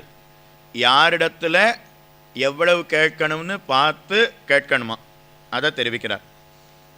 அதுக்கு அடுத்தது கஜஹா, யானை. யானை கஜஹா, யானையை பார்த்து என்ன தெரிஞ்சுக்கணும்? யானையை பார்த்தா பார்த்துண்டே இருக்கணும்னு தோணும். யானையினுடைய நடை, யானை தலை ஆட்டுறது, யானை அதை பார்த்தாலே நமக்கு ஒரு சந்தோஷம். அதே போல பகவான் ராமனாக அவதாரம் பண்ணுகிறான், கிருஷ்ணனாக அவதாரம் பண்ணுகிறான். அந்த எம்பெருமானுடைய நடைய பகவானை சேவித்தாலே அவனுக்கு புறப்பாடு நடைபெறும். கருட சேவையில் ஒரு நாள் புறப்பாடு, குதிரை வாகனத்தில் ஒரு நாள் புறப்பாடு, திருத்தேரில் ஒரு நாள் புறப்பாடு, சிம்ம வாகனத்தில் ஒரு நாள் புறப்பாடு. அப்போ இது எல்லாம் பார்த்துட்டே இருக்கலாம்னு தோணுமா. அதுக்கடுத்து மதுஹா, வேடன். இந்த தேன் புஷ்பத்தில் இருந்து தேனை எடுக்கும், அதுக்கப்புறம் அதை சாப்பிடாம அதை சேர்த்து சேர்த்து சேர்த்து சேர்த்து சேர்த்து வைக்கும். அது இவ்வளோ பெரிய தேன் அடையாக இருக்கும். தேனி எவ்வளவு இருக்குது? இத்தினூண்டு இருக்கும். ஆனால் அது சேர்த்து வச்சிருக்கிற தேன் அடைய பார்த்தோம்னா இவ்வளோ பெருசாக இருக்கும். தகுதிக்கு மீறி சேர்த்து வைக்கக்கூடாது. அப்படி சேர்த்து வச்ச தேனியின் இடத்துல இருந்து ஒரு நாள் வேடன் வருவான், ஒரே ஒரு பானம் மொத்த தேனடையையும் அவன் கொண்டு போயிடுவான். அதனால் பகவானுடைய அடியவர்களுக்கு நாம் நிறைய கொடுக்கணும். பாகவதத்துக்கும் சம்பரோக்ஷணங்களுக்கும் கோவில்களுக்கும் பகவானுடைய அடியவர்களுக்கும் அந்தணர்களுக்கும் வேதம் ஓதியவர்களுக்கும் நிறைய கொடுத்தோம்னா அது நம்மக்கிட்ட இருக்கிற செல்வம் தங்கும். கொடுக்காம நாமே சேர்த்து சேர்த்து சேர்த்து சேர்த்து வச்சு பேங்க்கில் எஃப்டி மேலே எஃப்டி, ஆர்டி மேலே ஆர்டி நாம் சேர்த்து வச்சோம்னா ஒரு நாள் மொத்தமாக பேங்க்கு திவால் ஆயிடும். அதனால் பகவானுடைய அடியவர்களுக்கு நீங்கள் நிறைய கொடுக்கணும். அதனால் அதை தெரிவிக்கிறேன். மதுஹா, ஹரிணஹா, மான். மான் அதை எப்படி வேடன் பிடிப்பான் தெரியுமா? அவன் ஒரு சின்னதாக ஒரு தந்தி கருவி, அதை அப்படியே மீட்டிண்டு வருவான். அந்த மான் அந்த இசையை கேட்டு அப்படியே மயங்கும், அப்படியே கேட்டுண்டே நிற்கும். பக்கத்தில் வந்தவுடனே சடக்கென பானத்தை தொடுப்பான், மானுக்கு பிராணன் போயிடும். அதனால் தாழ்ந்த விஷயங்களை நாம் கேட்பது அப்படிங்கிறது கூடாது. பகவானுடைய பெருமையை கேட்கணும், ராமாயணத்தை கேட்கணும், மகாபாரதத்தை கேட்கணும், பகவத்கீதையை கேட்கணும், பாகவதத்தை கேட்கணும், ஆழ்வார்கள் வைபவங்களை கேட்கணும், ஆழ்வார்கள் பாசுரங்களை கேட்கணும், 108 திவ்யதேச வைபவங்களை நாம் கேட்கணும். பகவானுடைய அவனுடைய அடியவர்களுடைய பெருமையை கேட்டுண்டே இருக்கணுமே தவிர தாழ்ந்த விஷயங்களை கேட்டால் அதனால் நாமும் நரகத்தில் விழுவோம். எப்படி மான் தாழ்ந்த விஷயத்தை கேட்டு பிராணனை இழந்ததோ. இங்கேருந்து வெளியில் போனோம்னு வச்சுக்கோங்க, இந்த வடக்கு தெரு தாண்டினோம்னு வச்சுக்கோங்க, காதில் ஒரு பாட்டு விழும், மன்மத ராசா அப்படின்னு ஒரு பாட்டு வரும். இது போன்ற பாடல்களை எல்லாம் கேட்டோம்னா இப்படித்தான் ஆகும். ஒருத்தர் பாடுறார், கொலைவெறி கொலைவெறி கொலைவெறி கொலைவெறி.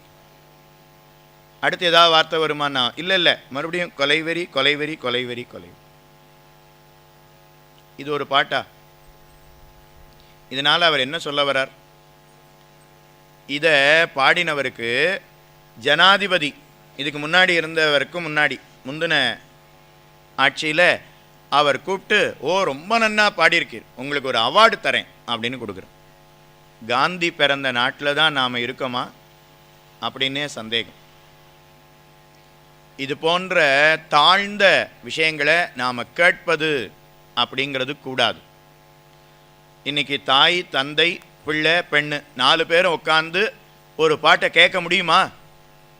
கேட்க முடியாது. அப்படிப்பட்ட பாடல்களை எல்லாம் கேட்டோம்னா நம்முடைய மனது கெட்டுவிடும். அதனால மனசு கெட்டு போகிறதுக்கு வாய்ப்பை நாம் ஏற்படுத்தி கொடுக்கவே கூடாது. அதனால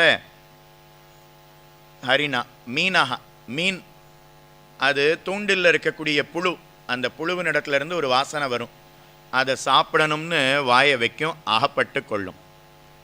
அதனால நாக்குக்கு அடிமையாக ஆவது கூடாது. உப்பு இல்லை, காரம் இது சரியாகவே இல்லை, ரொம்ப கெட்டியாக இருக்குது, ரொம்ப தண்ணியாக இருக்குது, அப்படி இப்படின்னு சொல்லுவோம். தளிகை அது சரியில்லை இது சரியில்லைன்னு சொல்லுவோம். ஒரு நாள் அவள் இருக்க மாட்டா, அன்னைக்கு தெரியும். ஓ, அன்னைக்கு தெரியும். அதனால் நாக்க எவனொருத்தன் அடக்குகிறானோ அவன்தான் பக்தன். நான் நன்னா சாப்பிட்டுட்டே இருப்பேன், சுவையான சாப்பாடு வேணும் அப்படின்னு நினைப்பதுங்கிறது கூடாது. பாகவதம் கேட்கறதுக்கு தான் வந்திருக்கோமே தவிர சாப்பிட்றதுக்காக வரல. இங்கே பாகவதம் கேட்ட உடனே என்ன பிரசாதம் கொடுக்குறாளோ அதை நாம் ஏற்றுக்கொள்ளணுமே தவிர, நன்னா இதில் உப்பு இல்லை, இதில் காரம் இல்லை, லட்டு கொஞ்சம் சின்னதாக போட்டுட்டா, மைசூர் பாகு கொஞ்சம் சின்னதாக வச்சுட்டா, ஒரே ஒரு வடை தான் எனக்கு வச்சா, இங்கே நிறைய வைக்கிறான்னு கேள்விப்பட்டேன். நான் அதுக்காக சொல்லலை, பொதுவாக சொல்கிறேன். எங்கே போனாலும், பெருமாள் சன்னதி போனாலும், எங்கே நடந்தாலும் இந்த நாக்குக்கு அடிமையாவது அப்படிங்கிறது கூடாது. முடிஞ்ச அளவுக்கு அடக்க வேணும். மீனஹா, பிங்களா, ஒரு வேஷ்யா ஸ்திரீ பிங்களா. ராத்திரி அவளுக்கு தூக்கமே வரலையாம். ஒருத்தரோடு கூடலாமா, பணம் சம்பாதிக்கலாமா, அதுக்கப்புறம் மறுபடியும் இன்னொருத்தரோடு கூடலாமா, பணம் சம்பாதிக்கலாமா அப்படிங்கிற எண்ணத்தோட அவளுக்கு தூக்கமே வரல. படுக்கையில் படுக்கிறா, எழுந்து வெளியில் போகிறா, யாராவது வருவாளா, பணம் கொடுப்பாளான்னு பார்க்குறா. அதுக்கப்புறம் அவள் வெளியில் வந்து பார்க்குறா, எட்டி பார்க்குறா. கடைசியில் போதும், இதுக்கு மேலே நம்ம சம்பாத்தியம் பண்ண வேண்டாம், போதும் அப்படின்னு நினச்சாலாம். அடுத்த க்ஷணம் படுக்கையில் படுத்த உடனே தூங்கி போயிட்டாலாம். அப்போ இவ்வளவு நேரம் தூக்கம் வரலையே, அதுக்கு என்ன காரணம்னா, இன்னும் வேணும் இன்னும் வேணும் இன்னும் வேணும் அப்படின்னு நினைக்கிறோமே, அதுதான் காரணம். இப்போ படுத்த உடனே தூங்கி போயிட்டாலே, அதுக்கு என்ன காரணம்னா போதும் அப்படிங்கிற எண்ணம் வந்ததே அதுதான். அதனால் நம்மக்கிட்ட எவ்வளவு இருக்கோ அது போதும் அப்படின்னு நினைத்தால் திருப்தியாக இருக்கலாம். நான் 50,000 சம்பாத்தியம் பண்ணின்னு இருக்கேன் அப்படின்னா இது காணாது, 1,00,000 வேணும் அப்படின்னு நினச்சோம்னா அது கூடாது. 50,000க்கு திருநெல்வேலியிலே கிடைச்சிடும். 1,00,000 வேணும்னா திருநெல்வேலியை விட்டுட்டு சென்னைக்கு வரணும். சொர்க்கத்தில் இருந்து நரக்கத்துக்கு வந்தால் எப்படி இருக்கும்? யாராவது அப்படி விரும்புவாளா? சென்னைங்கிறது சொர்க்கம், 1,00,000 கிடைக்கும். அதை விட்டுட்டு பாம்பேக்கு போகணும்னு நினச்சின்னு வச்சுக்கோங்க, 3,00,000 கிடைக்கும், 5,00,000 கிடைக்கும் மாதம். ஆனால் இன்னும் அந்த சிரமமும் சேர்ந்து வரும். பாம்பேயில் 5,00,000, அதே அமெரிக்கா, ஆஸ்திரேலியா, லண்டன், சிங்கப்பூர் போனோம்னா 50,00,000 கிடைக்கும். ஆனால் இன்னும் ஆசை அதிகமாகி கொண்டே இருக்கும். வீடு, மனைவி, மக்கள், தாய் நாடு, பிறந்த இடம், சுற்றம், பந்துக்கள், சித்தப்பா, பெரியப்பா, எல்லாத்தையும், தாமிரபரணி நதி எல்லாத்தையும் விட்டுட்டு அங்கே போகணும். பரவாயில்லையா? அதனால் போதும் அப்படிங்கிற எண்ணம் வந்துடுத்துன்னா சுகமாக வாழலாம். அதனால் அதை தெரிவிக்கிறார். பிங்களா, குரரஹா, குரரஹா ஒரு பட்சி. அந்த பட்சியை எல்லா கழுகும் அப்படியே கொத்துறதான். அந்த பட்சிக்கு ஒன்றுமே புரியல. திடீர்னு எல்லா பறவைகளும் என்னை தாக்கிறதே ஏன் அப்படின்னு யோசிக்கிறது. பார்த்தா அதனுடைய அலகுல ஒரு மாம்ச துண்டு பிடிச்சிட்டு இருந்துதான். அந்த மாம்சத்துக்கு ஆசைப்பட்டு தான் இத்தனை பட்சிகள்லாம் தன்னை அடிக்கிறது, கொத்துறது. அப்படியே அலகை விரிச்செடுத்து அந்த மாம்ச துண்டு கீழே விழுந்துடுது. இப்போ எல்லா கழுகும் அங்க போயிடுது. அப்பா, அப்போ நம்ம இடத்துல பணம் அதிகமாக இருந்ததுன்னா ஆபத்தும் சேர்ந்து அதிகமாக இருக்கும். பணம் இருக்கும்போது சித்தப்பாவினுடைய அத்தையினுடைய மச்சினியினுடைய பெரியப்பாவினுடைய தங்கையினுடைய பேரனுடைய பிள்ளை அப்படின்னு சொல்லிட்டு ஒரு உறவு வரும். இப்போ என்னையே திரும்ப சொல்ல சொன்னால் எனக்கு தெரியாது. அப்படியே எங்கேயோ சுற்றி ஒரு உறவு வரும். இத்தனை நாள் அந்த உறவு இல்லையேன்னா, இத்தனை நாள் பணம் இல்லை அதனால் வரல. இப்போ வந்திருக்காளேன்னா பணம் இருக்குது அதனால் வந்திருக்கா.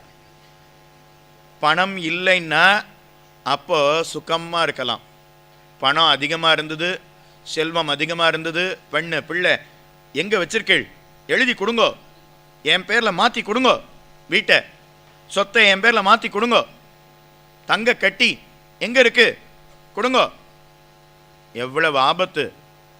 ஒன்றும் இல்லைன்னா சுகமாக வாழலாம். அதனால் பிங்களா குரராக அர்பக்காக சிறு பிள்ளை ஒரு இடத்துல போய் பிக்ஷை எடுக்கணும்னு போனான். அங்கே கொடுக்க மாட்டேன்னு சொல்லிட்டான். சந்தோஷமாக அடுத்த இடத்துக்கு போயிட்டான். அடுத்த நாள் அதே இடத்துல போய் கேட்டான். அந்த அம்மா பார்த்து திட்டுனான்.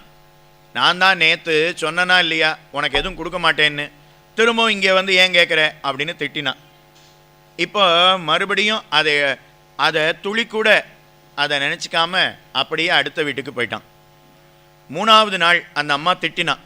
இதே போல் பண்ணினா நான் பக்கத்து வீட்டில் என்ன பண்ணினனோ அதையே இங்கேயே பண்ணிடுவேன் அப்படின்னு சொன்னான். அந்த அம்மா பயந்து போயிட்டான். ஓ, பக்கத்து வீட்டில் என்ன பண்ணினமோ அதை இங்கே பண்ணிடுவேன்னு இந்த பிள்ளை சொல்கிறானே. உடனே அவள் கேட்குறா, பக்கத்து வீட்டில் என்ன பண்ணினேன்? பக்கத்து வீட்லேயும் இதே போல் என்னை ஒரு அம்மா திட்டுனாங்க, அப்போ நீ என்ன பண்ணின? ஒன்றும் சொல்லாமல் பேசாமல் அடுத்த வீட்டுக்கு போயிட்டேன்னு சொன்னாராம். அதனால் சிறு பிள்ளைக்கு மான அவமானங்கள்ங்கிறது கூடாது. சிறு பிள்ளைக்கு மட்டும் இல்லை, இதெல்லாம் பகவானுடைய அடியவனுக்கு மான அவமானங்கள் கூடாது. ஒருத்தர் நம்மளை வெய்யறபடியினால அதனால் நாம் உடனே அவர்களிடத்தில் சீறி பாய்ந்து சண்டையிடுவதோ, ஒருத்தர் நம்மளை ரொம்ப நன்னா கொண்டாடுறாருங்கிறதுனால நமக்கே அகங்காரம் உண்டாகுவதோ கூடாது. இவர் கொண்டாடினபடியினால நமக்கு ஏற்றம் கிடையாது, அவர் நம்மளை திட்டினபடியினால நமக்குன்னு இருக்கக்கூடிய ஏற்றம் குறையவும் போகிறதில்லை. ஒவ்வொருத்தருக்கும் எதனால் ஏற்றம் தெரியுமா? ஒவ்வொருத்தருக்கும் அவள் வச்சுட்டு இருக்கக்கூடிய செல்வத்தினாலேயோ, அவர்களுடைய வீட்டினாலேயோ, அவர்களுக்கு கீழே இருக்கக்கூடிய வேலைக்காரர்களாலேயோ, அவர்களை கொண்டாடுபவர்களாலேயோ, இல்லை அவர்களை வைகிறபடியினாலேயோ அவர்களுக்கு ஏற்றமோ தாழ்ச்சியோ உண்டாகாது. அப்போ ஒவ்வொருத்தருக்கும் எதனால் ஏற்றம்னா, ஞானம் இருந்தால் ஏற்றம், பக்தி இருந்தால் ஏற்றம், வைராக்கியம் இருந்தால் ஏற்றம். ஞானம் இல்லைன்னா தாழ்ச்சி, வைராக்கியம் இல்லைன்னா தாழ்ச்சி, பக்தி இல்லைன்னா தாழ்ந்தவன். அப்போது எந்த குலத்தில் பிறந்தாலும், எவ்வளவு செல்வத்தோடு இருந்தாலும் இல்லாமல் போனாலும், எவ்வளவு படித்தாலும் படிக்காமல் போனாலும் அவனுக்கு ஏற்றம் கிடையாது. அப்போது ஒருத்தருக்கு ஏற்றம் எதனாலன்னா, பக்தி இருந்தால் அவனுக்கு ஏற்றம், பக்தி இல்லைன்னா அவனுக்கு ஏற்றம் இல்லை. அதை நான் சிறு பிள்ளையை பார்த்து தெரிந்து கொண்டேன். குமாரி சிறு பெண்ணு, சிறுமி. அவ உரல் குத்தரா, மாவு இடிக்கிறா, உரலில் மாவு இடிக்கிறா. அப்போது 4 வளையல் போட்டுனுந்தா. அது ஒன்றோடு ஒன்று மோதியது. கல கல கல கலகலன்னு சத்தம் கேட்டது. இந்த பக்கம் 4 2 கழட்டிட்டா, இந்த பக்கம் 2 கழட்டிட்டா. இப்போ இடித்தா, சத்தம் கொஞ்சம் குறைஞ்சிது. குமாரியை பார்த்து எனக்கு ஒரு ஞானம்ங்கிறது உண்டானது. குமாரி அவள் பார்த்து உரலில் மாவு இடிக்கிறா. இடிக்கும்போது இந்த கையில் 4 வளையல், இந்த கையில் 4 வளையல் போட்டுண்டு மாவு குத்துறா. அப்போது சத்தம் கலகல கலகலன்னு சத்தம் வந்தது. உடனே இந்த சத்தம் அதிகமாக வர்றதேன்னு 2 வளையலை கழட்டிட்டா, இங்கேருந்து 2 வளையலை கழட்டிட்டா. இப்போ மாவு குத்துறா. சத்தம் கொஞ்சம் குறைஞ்சது. ஆனாலும் 2 வளையல் ஒன்றோடு ஒன்று மோதுகிறது, சத்தம் உண்டாகிறது. மறுபடியும் அந்த பெண்ணு பார்த்து, இந்த பக்கம் ஒரே ஒரு வளையல் மட்டும் போட்டுண்டா, இந்த பக்கம் ஒரு வளையலை மட்டும் போட்டுண்டா, மீதி எல்லா வளையலையும் கழட்டிட்டான். இப்போ ஒரு கையில் ஒரே ஒரு வளையல் மட்டும்தான், 2 கையிலையும் ஒரு வளையலை போட்டுண்டு இப்போ மாவு குத்தரா, இடிக்கிறா, ஒரு சத்தமும் வரல. இதை பார்த்து எனக்கு ஒரு ஞானம் உண்டானது. பகவானுடைய அடியவர்களோடு கூடியிருக்கலாம், பகவத் பக்தி அற்றவர்களோடு கூடியிருந்தா வம்புதான் அதிகம். கூட்டம் சேர்ற இடத்துல நாம் இருக்கவே கூடாதான். ஓ, அப்படின்னா இங்கே கூட்டம் சேர்ந்துருக்கே, அப்போ இங்கே இருக்கலாமான்னா, அதுதான் சொல்லும்போதே சொல்லியிருக்கேன், பகவானுடைய அடியவர்கள் கூடியிருக்கக்கூடிய இடம், அதை தவிர வேறு எந்த இடத்துலையும் கூட்டம் கூடக்கூடிய இடத்துல நாம் இருக்கவே கூடாது. சினிமா தேட்டருக்கு போனால் கூட்டம் நிறைய இருக்கும், அங்கே இருக்கலாமான்னா அங்கே எந்த பக்தரும் வரப்போகிறதில்லை. திருமண்காப்பு போட்டுருக்கிறவ யாராவது அங்கே வரப்போகிறாளா? சட்டநாத பாகவதரை போல யாராவது ஒருத்தர் அங்கே வரப்போகிறாளா? யாரும் வரப்போகிறதில்லை. அதனால் அங்கே அது போன்ற இடம், ஏதோ தாழ்ந்த விஷயங்கள்லாம் நடக்கக்கூடிய இடம், அந்த இடத்துலையும் கூட்டம் அதிகமாக இருக்கும். அதனால் அந்த இடத்துல இருப்பது அப்படிங்கிறது கூடாது. குமாரி, அவளை பார்த்து இந்த விஷயத்தை நானும் தெரிந்து கொண்டேன். சரக்கிருத்து, சரக்கிருத்து அப்படின்னா பொற்கொல்லன், தங்க வேலை செய்கிறவன். அந்த தங்க வேலை செய்பவனை பார்த்து எனக்கு ஒரு ஞானம் உண்டானதுன்னு தெரிவிக்கிறார். அது என்ன? தங்க வேலை செய்பவனை பார்த்து இவருக்கு என்ன ஞானம் உண்டானது அப்படின்னா, தங்க வேலை செய்யக்கூடிய ஆசாரி, அவர் கண்ணில் ஒரு பூத கண்ணாடி மாதிரி ஒன்று இருக்கும், அதை நல்லா அழுத்தி சொருகி வச்சுப்பார். அதுக்கப்புறம் சுத்தியில் வச்சு அப்படியே லேசாக அக்னியில் காட்டி அப்படியே நாம் கொடுத்த தங்கத்தை அப்படியே வளைச்சு சங்கிலியாக மோதிரமாக பண்ணிட்டு இருப்பார். அப்போது அவருக்கு அந்த தங்கத்தை தவிர பக்கத்தில் என்ன நடக்கிறதுன்னு எதுவுமே தெரியாது. ஒரு புலியே பாஞ்சு வந்தாலும், சிங்கமே பாஞ்சு வந்தாலும் அவருக்கு எதுவுமே தெரியாது. அதைப்போல பகவானுடைய சன்னதிக்கு சென்றால் பகவானை தவிர இதர விஷயங்களில் நம்முடைய ஈடுபாடு அப்படிங்கிறது உண்டாகுவதுங்கிறது கூடாது. காலக்ஷேபம் நடந்துருக்கு, அஷ்டபதி நடக்க போகிறது, பஜனை நடக்க போகிறதுன்னா அதில் தான் நம்ம கவனம் இருக்கணுமே தவிர அந்த பக்கம் நம்ம கவனம் இருக்கக்கூடாது. அது கிடைக்க போகிறது. இதர விஷயங்களில் நம்முடைய மனம் அப்படிங்கிறது ஈடுபடாமல் பகவத் பக்தியில் மட்டும்தான் நம்ம மனசு ஈடுபடணுமா. அதனால் அதை பொற்கொல்லனை பார்த்து தெரிந்து கொண்டேன். அடுத்து சர்ப்பம், பாம்பு. அந்த பாம்பை பார்த்து நான் ஒன்று தெரிந்து கொண்டேன்னு தெரிவிக்கிறார். பாம்பை பார்த்து ஒரு ஞானம் உண்டானதான். 24 விஷயங்களை சொல்லிக்கொண்டே வருகிறார். அதில் கடைசி விஷயத்தை நாம் பார்த்து கொண்டு வருகிறோம். சர்ப்பம், பாம்பு, அது ஒரு இடத்துல நிற்கவே செய்யாது. அது ஊர்ந்து கொண்டே இருக்கும். ஒரு நாள் மூலக்கரைப்பட்டியில் இருக்கும், ஒரு நாள் முனஞ்சிப்பட்டிக்கு வரும், அடுத்த நாள் பேய்க்குளத்துக்கு வரும். வர வேண்டாம். ஆனால் பாம்புங்கிறது ஒரே இடத்துல இருக்காது, அது அப்படியே ஊர்ந்து கொண்டு இருக்கும். ஊரும் வரி அரவம் அப்படின்னு ஆழ்வார் பாசுரத்தில் தெரிவிக்கிறோம். அரவம்னா பாம்பு. அது இந்த பாம்பினுடைய சுபாவம் என்னன்னா ஊரும், அது ஊர்ந்து கொண்டே இருக்கும். அதை பார்த்து நான் ஒரு விஷயத்தை தெரிந்து கொண்டேன்னு தெரிவிக்கிறார். என்ன விஷயம் அப்படின்னா, சாதுக்கள் அவர்கள் எப்போதும் ஓரிடத்திலே வசிக்க மாட்டார்கள். அவர்கள் எப்போதும் ஒரு இடத்துல இருந்து ஒரு நாள் ஒரு கிராமத்தில் தங்குவா, அடுத்த நாள் அந்த கிராமத்தில் தங்க மாட்டாளாம். ஏன்? ஒரே கிராமத்தில் 4 நாள் தங்க வேண்டியது தானே அப்படின்னா, அந்த கிராமத்தில் இருக்கிறவர்கள் மேலே பற்று உண்டாகி விடுமா. அதனால் பற்று அப்படிங்கிறது உண்டாகுவது அப்படிங்கிறது கூடாது. அடியவர்கள் மேலே பற்று உண்டாகலாம், அதை பற்றி சொல்லலை. ஆனால் ஊர் அபிமானம், பகவத் பக்தி அற்றவர்களாக இருந்தாலும் எங்கள் ஊர்க்காரர் அப்படின்னு நாம் அபிமானம் பண்ணலாமான்னா கூடாது. அதனால் ஒரு கிராமத்தில், அதனால தான் சன்னியாசிகள்லாம் ஒரு நாளைக்கு ஒரு கிராமத்தில் ஓரிரவு தங்குவா, அதுக்கு மேலே தங்க மாட்டான். இந்த இடத்துல ஒரு வாரம் நடக்கிறது. அதுக்கப்புறம் இங்கிருந்து திருக்கண்ணபுரம், அங்கே ஒரு 5 நாள். அதுக்கப்புறம் மறுபடியும் மதுரையில் ஒரு 5 நாள். அதுக்கப்புறம் நைமிஷாரண்யம், நைமிஷாரண்யத்தில் பாகவத சப்தாகம் 19ஆம் தேதியிலேருந்து 25ஆம் தேதி வரைக்கும்.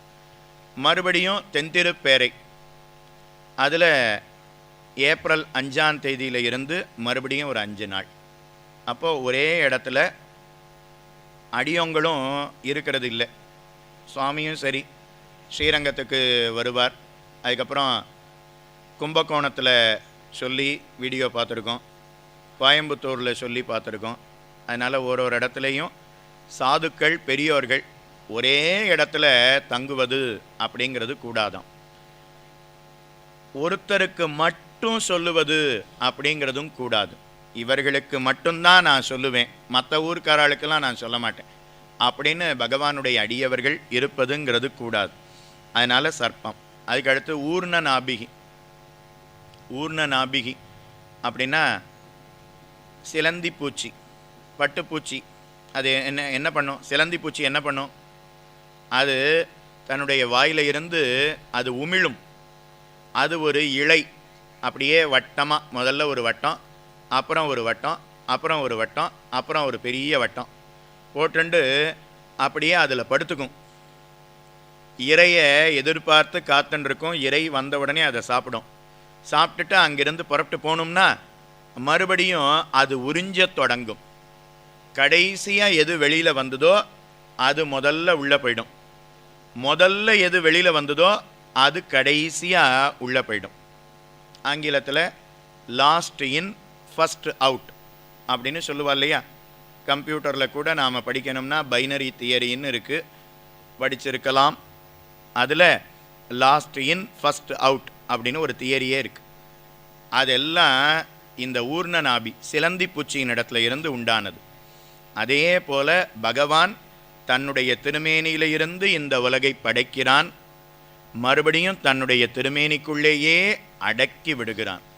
ஒரு சிலந்தி பூச்சிக்கு இந்த சாமர்த்தியம் இருக்குன்னா பகவானுக்கு இந்த சாமர்த்தியம் கிடையாதா? ஆழ்வார் பாசுரத்தில் தெரிவிக்கிறார், தன்னுளே திரைத்தழும் தடங்கவன் தடங்கடல், தன்னுளே திரைத்தெழுந்து அடங்குகின்ற தன்மை போல், நின்னுளே பிறந்திறந்து நிற்பவும் திரிபவும், நின்னுளே அடங்குகின்ற நீர்மை நின்க நீர்மையே அப்படின்னு திருமழிசை ஆழ்வார் திருச்சந்த விருத்தம்ங்கிற திவ்ய பிரபந்தத்தில் அருளி செய்கிறார். சமுத்திரத்தில் இருந்து ஜலம் அப்படியே அலை அப்படியே கரை வரைக்கும் வரும், மறுபடியும் அதே அலை சமுத்திரத்துக்கு நடுவிலே போயிடும். அப்போது அதே போல் பகவானுடைய திருமேனியில இருந்து இந்த உலகம் உண்டாகிறது, மறுபடியும் அவனுடைய திருமேனிக்குள்ளேயே அடங்கி விடுகிறது. உலகம் யாவையும் தாமுள வாக்கலும் நிலை பெருத்தலும் நீக்கலும் நீங்களா அழகிலா விளையாட்டுடையான் அன்னவர்க்கே சரண் நாங்களே சொல்கிறோமா இல்லையா? அதனால் ஊர்ண நாபிகி மயில், ஆண் மயில், அது பெண் மயிலை பார்த்த உடனே அப்படியே தோகையை விரிச்சு நன்னா ஆடும். இவ்வளவு நேரம் இந்த மயில் இருந்ததே, தோகை இருந்துதா அப்படின்னா தெரியாது. அது என்னவோ சுருங்கி இருக்கிற மாதிரி லேசா அப்படி லேசா அந்த வால் இருக்கிற மாதிரி தெரியும். ஆனால் அது பெண்மயிலை பார்த்த உடனே அந்த ஆண்மயில் நன்னா தோகையை விரித்து ஆடும். மேகத்தை கண்டவுடனே சந்தோஷத்தில் அது அப்படியே தோகையை விரித்து அப்படியே படப்பட்ட படப்படான்னு விரித்து ஆடும். அதை பார்த்தோம்னா ஓ என்ன ஆச்சரியம், என்ன அழகு, என்ன அழகு, மயங்கி போயிருப்போம். மறுபடியும் 2 நிமிஷத்தில் தனக்குள்ளேயே சுருக்கி கொள்ளும். அப்போ ஒரு மயிலுக்கு இருக்கக்கூடிய சாமர்த்தியம் பகவானுக்கு கிடையாதா? அதனால் சிலந்தி பூச்சி அதை பார்த்து பகவானே இவ்வுலகத்தை படைக்கிறான், அவனே இவ்வுலகத்தை அழிக்கிறான்கிற விஷயத்தை தெரிந்து கொண்டேன். கடைசியாக சுபேச கிருத் குளவி. இந்த குளவி அது கொட்டி கொட்டி கொட்டி கொட்டி தன்னை போலவே ஆக்கிடுமா. இந்த குளவிங்கிறது என்ன பண்ணும்னா, ஒரு புழுவை தூக்கின்னு வந்துடும். சின்னதாக இருக்கக்கூடிய ஒரு புழுவை தூக்கின்னு வந்துடும். தூக்கிண்டு வந்து குளவி கூட்டுக்குள்ளே வச்சுண்டு அந்த குளவி அந்த புழுவை கொட்டிகிட்டே இருக்கும். கொட்டி கொட்டி கொட்டி கொட்டி கொட்டி கொட்டி அதுக்கப்புறம் அந்த புழு வளர்ந்துடும். அதுக்கப்புறம் அந்த புழுவுக்கே நாமும் இதை போலத்தான் கொட்டிகிட்டே இருக்கணும் அப்படிங்கிற எண்ணம் உண்டாகிவிடும். அப்போது ஒரு புழுவுக்கு குளவியினுடைய வயிற்றில் பிறந்தா பரவாயில்ல, ஆனால் எங்கேயோ வீதியில் இருக்கக்கூடிய ஒரு புழு அந்த புழுவை குளவி தூக்கிண்டு வந்து தன்னை போல ஆக்குகிறதாம். அதை போல பகவானுடைய அடியவர்களோட நாம் இருந்தால் எவ்வளவு தாழ்ந்தவர்களாக, எவ்வளவு பக்தி அற்றவர்களாக, ஹீனர்களாக நாம் இருந்தாலும் கூட அவர்களுடைய சம்பந்தத்தினால அவர்களோட கூட இருந்து சேர்ந்து சேர்ந்து சேர்ந்து சேர்ந்து அவர்களை போலவே நாமும் மாறிவிடுவோமா. அதனால் அதை சுபேஷ கிருத்து அப்படின்னு 24வது தத்துவமாக தெரிவிக்கிறார். இப்படி இந்த 24 விஷயங்களை பார்த்து எனக்கு 24 விஷய ஞானம் அப்படிங்கிறது எனக்கு உண்டானது அப்படின்னு சொல்லி ஆசீர்வாதம் பண்ணினார். அத்தோட உத்தவ கீதை அப்படிங்கிறது பூர்த்தியானது. அதனால் 11 மணிக்கு தொடங்கினோம், 12 மணிக்கு பூர்த்தி பண்ணணும். அதனால் இன்னொரு 5 நிமிஷத்தில் பூர்த்தி பண்ணிடுறேன். இப்போது பாகவதத்தினுடைய 11வது ஸ்கந்தம் அது முடிஞ்சு 12வது ஸ்கந்தம். 12வது ஸ்கந்தத்தில் அப்படியே பரீட்சத்துக்கு பிராணன் போக போகிறது.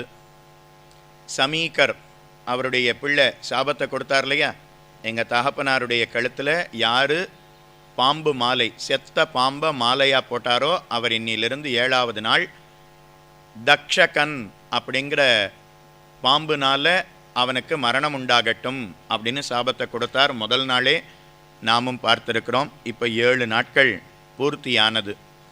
அதுக்கப்புறம் சுகாச்சாரியர் உபதேசம் பண்ணினார். அவர் பாகவதத்தை பூர்த்தி பண்ணுறார். பரீட்சித்து 3/4 மணி நேரத்தில் கட்டுவாங்கன்னு ஒருத்தன் முக்தி அடைந்தான்னு அந்த சரித்திரத்தையும் கீழே சொல்லி இருக்கிறோம், ஞாபகத்திலே கொள்க.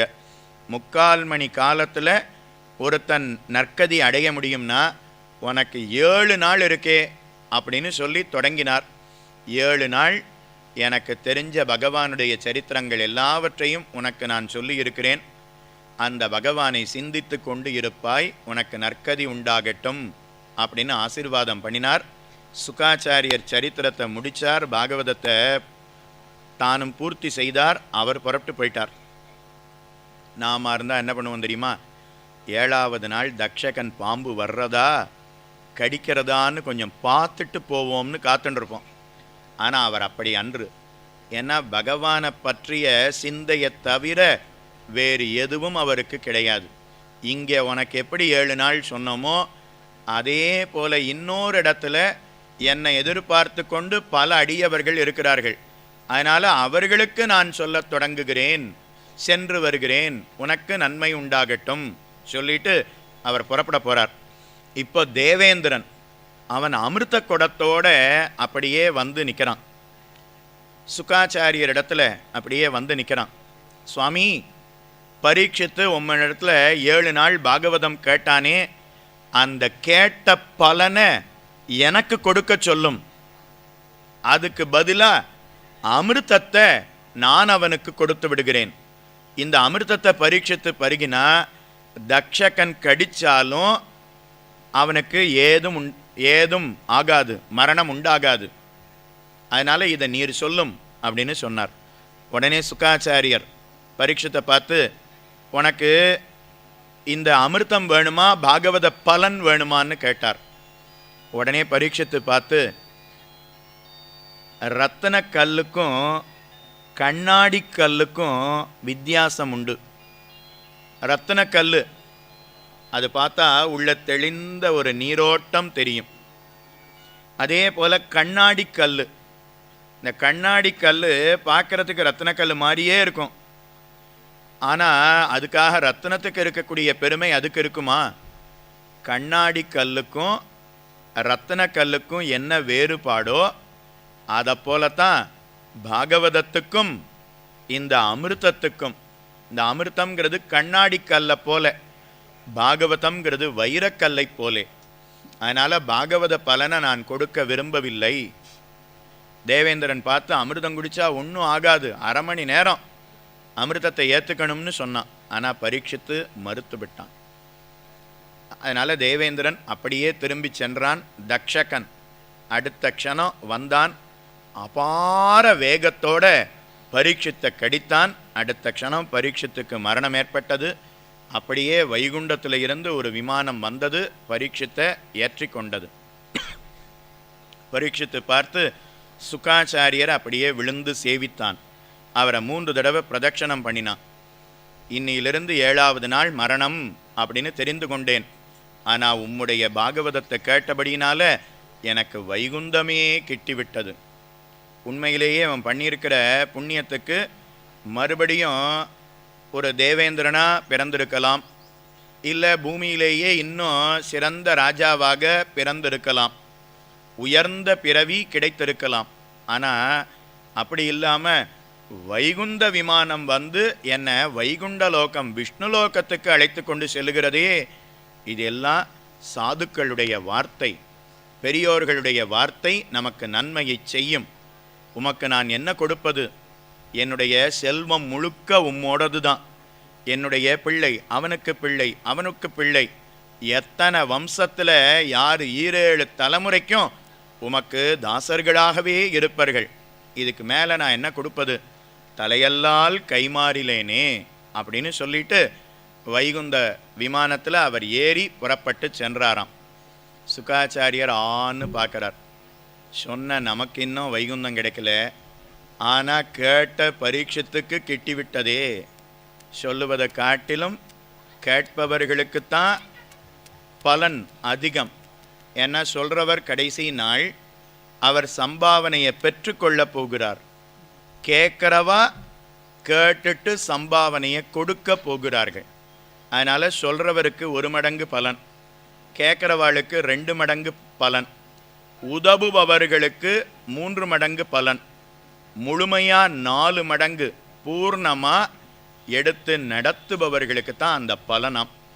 அதனால் சுகாச்சாரியர் அடுத்து பகவான் பார்த்து, நீர் தான் எல்லாருக்கும் பாகவதத்துக்கு சொல்லி எல்லாரையும் வைகுண்டத்துக்கு அனுப்பணும்.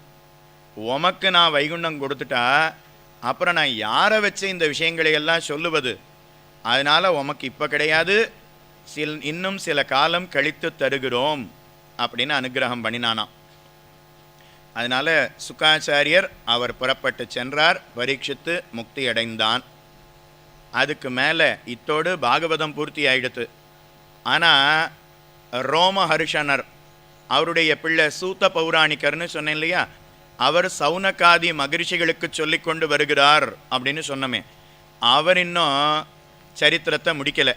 இது எல்லாத்தையும் சொல்லி எவ்வளவு தாழ்ந்தவனாக இருந்தவர்களையும் 7 நாட்களுக்குள்ள உயர்ந்த வைகுண்ட லோகத்தை அடைய செய்ய முடியுமா அப்படின்னா, ஆம், அதுதான் பகவானுக்கே இருக்கக்கூடிய சக்தி. சேராததை சேர்க்கக்கூடிய சாமர்த்தியம், அகடித கடனா சாமர்த்தியம் அப்படின்னு பெயர். அந்த சரித்திரத்தை சொல்லி பூர்த்தி பண்ணுறார். அதுதான் மார்க்கண்டேய சரித்திரம். மார்க்கண்டேயர் முன்னொரு முறை பகவானை குறித்து தவம் புரிந்தாராம்.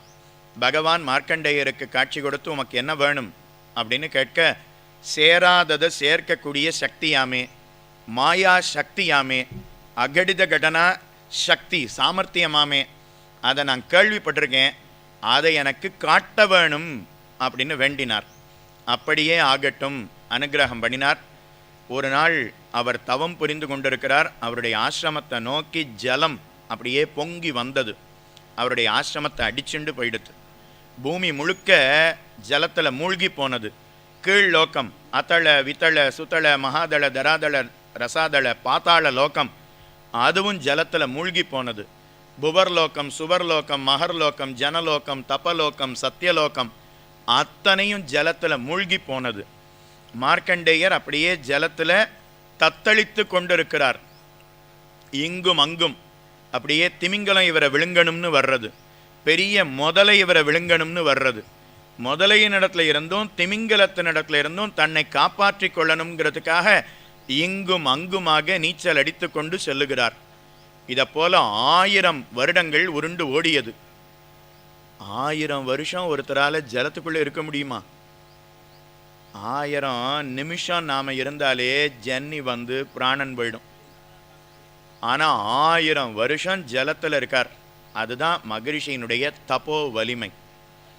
1000 வருஷம் முதலையின் இடத்துல இருந்து திமிங்கலத்தின் இடத்துல இருந்து தன்னை காப்பாற்றி கொள்வதற்கு நீச்சல் அடித்து கொண்டு இருக்க முடியும்னா அதுதான் தபோ வலிமை. தாமிரபரணியிலிருந்து இக்கரையிலிருந்து அக்கறைக்கு போயிட்டு திரும்பி வரணும்னா அவ்வளவுதான், தோல் அப்படி போயிடும், வலிச்செண்டு போயிடும். 10 நாள் படுக்கையில் இருக்க வேண்டியதுதான். அப்போ 1/2 மணி நேரம் 1 மணி நேரம் நீச்சலுக்கே அப்படின்னா 1000 வருஷம் தன்னை காப்பாற்றி கொள்ளணும்னு இங்கும் அங்கும் திரிகிறார். அப்போது தூரத்தில் பார்த்தா ஒரு ஆலமரம். ஒரு ஆலமரம் தெரியறதே அப்படின்னு அதுக்கு பக்கத்தில் வரார். ஆலமரம் மறைஞ்சு போச்சு, ஆலந்தளிர் தெரிஞ்சுது. ஒரே ஒரு இலை மட்டும் தெரியறதே, இன்னும் பக்கத்தில் வரார். வந்து பார்த்தா அந்த தளிரும் மறைந்து போனது. அந்த தளிர் மேலே ஒருத்தர் ஒரு குழந்தை படுத்துன்னு இருக்கு. பக்கத்தில் வந்து பார்க்குறார்.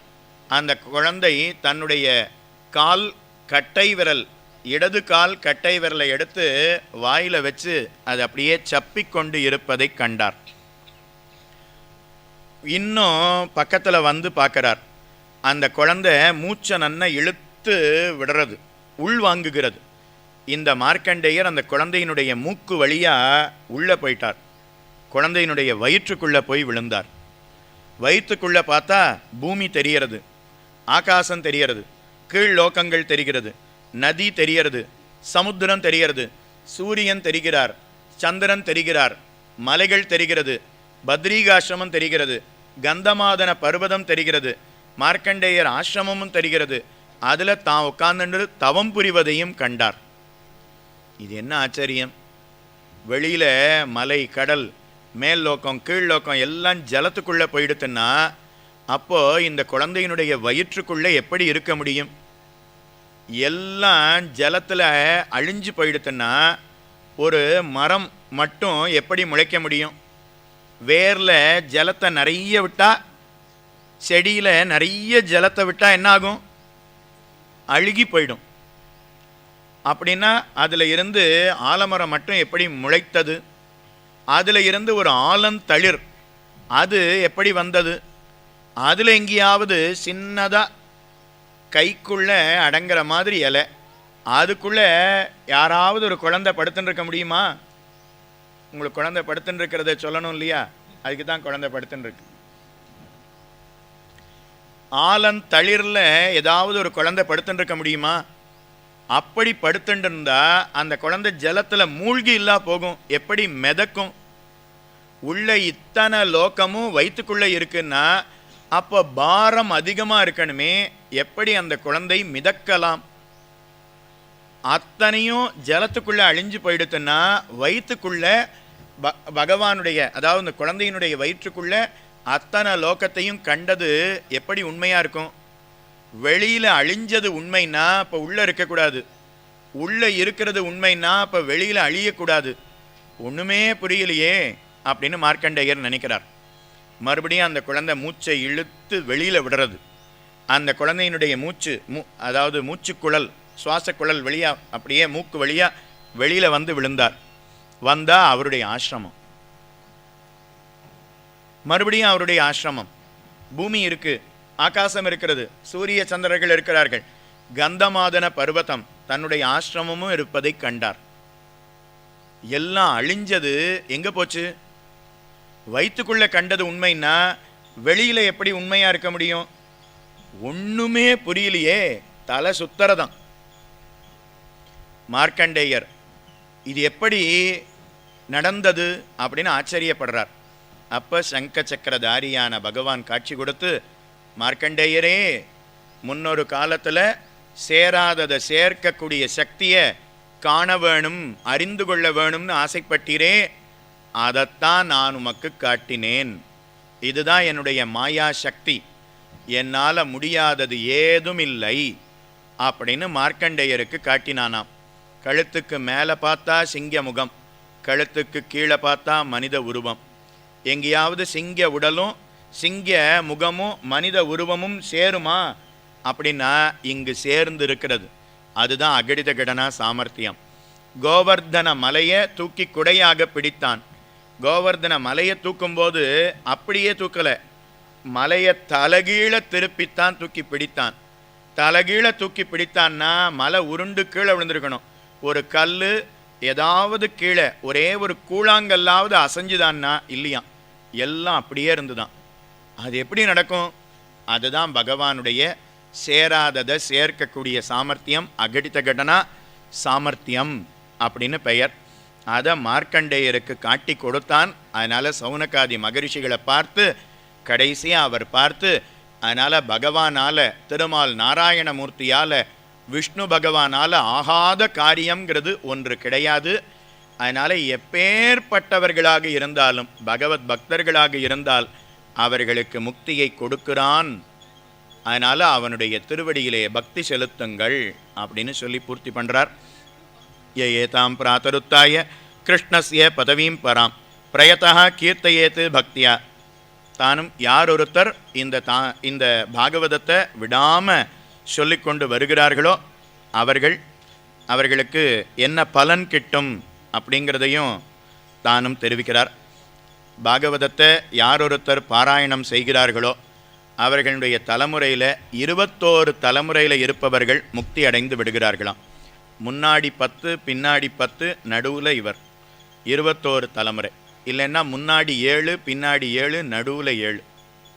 அதனால் 3 21 தலைமுறைக்கு பித்திருக்கள் அத்தனை பேரும் திருப்தி அடைகிறார்கள். திருப்தி அடைகிறார்கள் மட்டும் இல்லை, அவர்கள் அத்தனை பேரும் முக்தி அடைகிறார்கள்.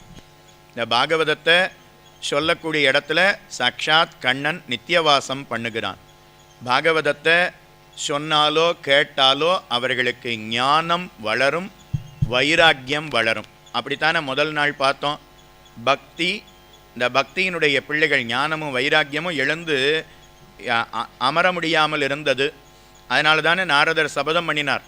சுவாமி பாட்டை ஆச்சரியமாக பாட போகிறார். அதில் நாரதர் சபதம் பண்ணினார், எல்லா விடத்திலேயும் ஞானத்தையும் வைராக்கியத்தையும் உண்டாக்கப் போகிறேன்னு சபதம் பண்ணினார்னு வரப்போகிறது. அதனால் இந்த பாகவதத்தை சொன்னாலோ கேட்டாலோ நடத்தினாலோ ஞானம் வளரும், பக்தி வளரும், வைராக்கியம் உண்டாகும். ஞான பக்தி வைராக்கியங்கள் உண்டானாதான் சத்வகுணம் அப்படிங்கிறது வளர்ந்து பகவானுடைய திருவடிங்கிறது கிட்டும். அதனால் விஷ்ணு பகவானுடைய சாயுஜ்ய மோக்ஷம் அப்படிங்கிறது கிட்டும். இருக்கும்போது ராஜாவை போல இருப்பாளாம். இந்த சரீரத்தினுடைய முடிவிலேயே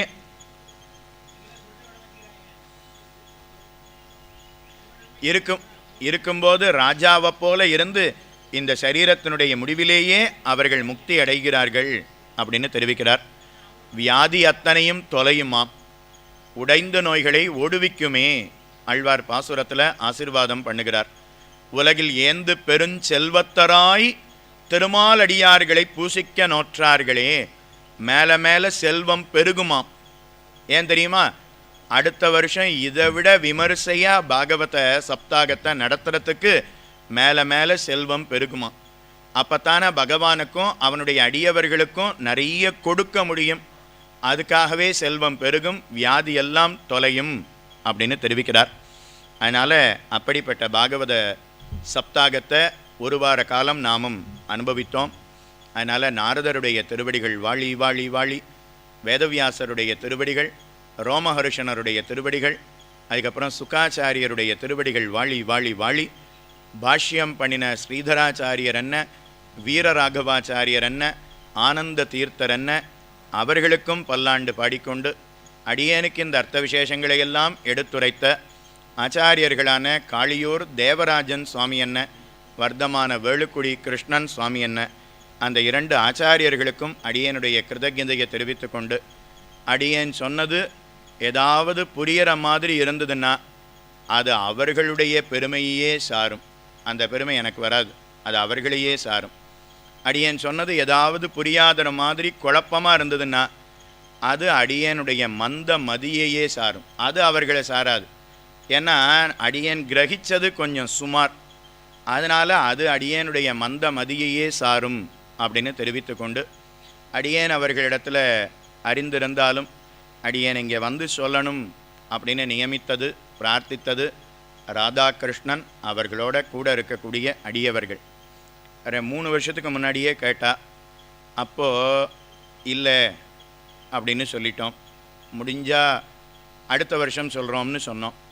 கடந்த வருஷமும் கேட்டா, அப்போ அடியோங்கள் சாலக்கிராம யாத்திரை முக்திநாத் யாத்திரையில் இருக்கோம், அதனால் நல்லபடியாக ஆகட்டும்னு சொன்னோம்.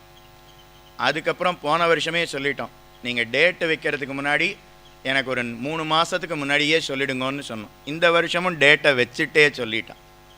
அப்போ பார்த்தா திருக்கண்ணபுரம் உபன்யாசம், திருக்கண்ணபுரம் உற்சவம் தொடர்ந்து, திருக்கண்ணபுரத்தில் உற்சவம் சமயத்தில் அங்கே விடாமல் வேலுக்குடி சுவாமியும் அடியோங்களும் சொல்லி கொண்டு வருகிறோம். அதனால் அதை எப்படி நிறுத்துவது? அது மட்டும் இல்லாமல் வேலுக்குடி சுவாமி அவருடைய உபன்யாசத்தையும் சேர்த்து அடியேனை சொல்லணும்னு சொல்லியிருக்கார் இந்த தடவை. அதனால் அதை எப்படி நிறுத்துவது அப்படின்னு சொன்னோம். அப்போ வேணும்னா ஒன்று பண்ணுறோம் சுவாமி, உங்களுக்காக நாங்கள் 1 வாரம் முன்னாடி வச்சுக்கிறோம் அப்படின்னு தெரிவித்தார்கள். அதனால் அந்த டேட்டை பார்த்து சொன்னோம். அதே போல் மறுபடியும் மீட்டிங் போட்டு எல்லாரிடத்துலையும் பேசி உங்களுக்காக 1 வாரம் முன்ன வச்சுக்கிறோம் அப்படின்னு சொன்னான்.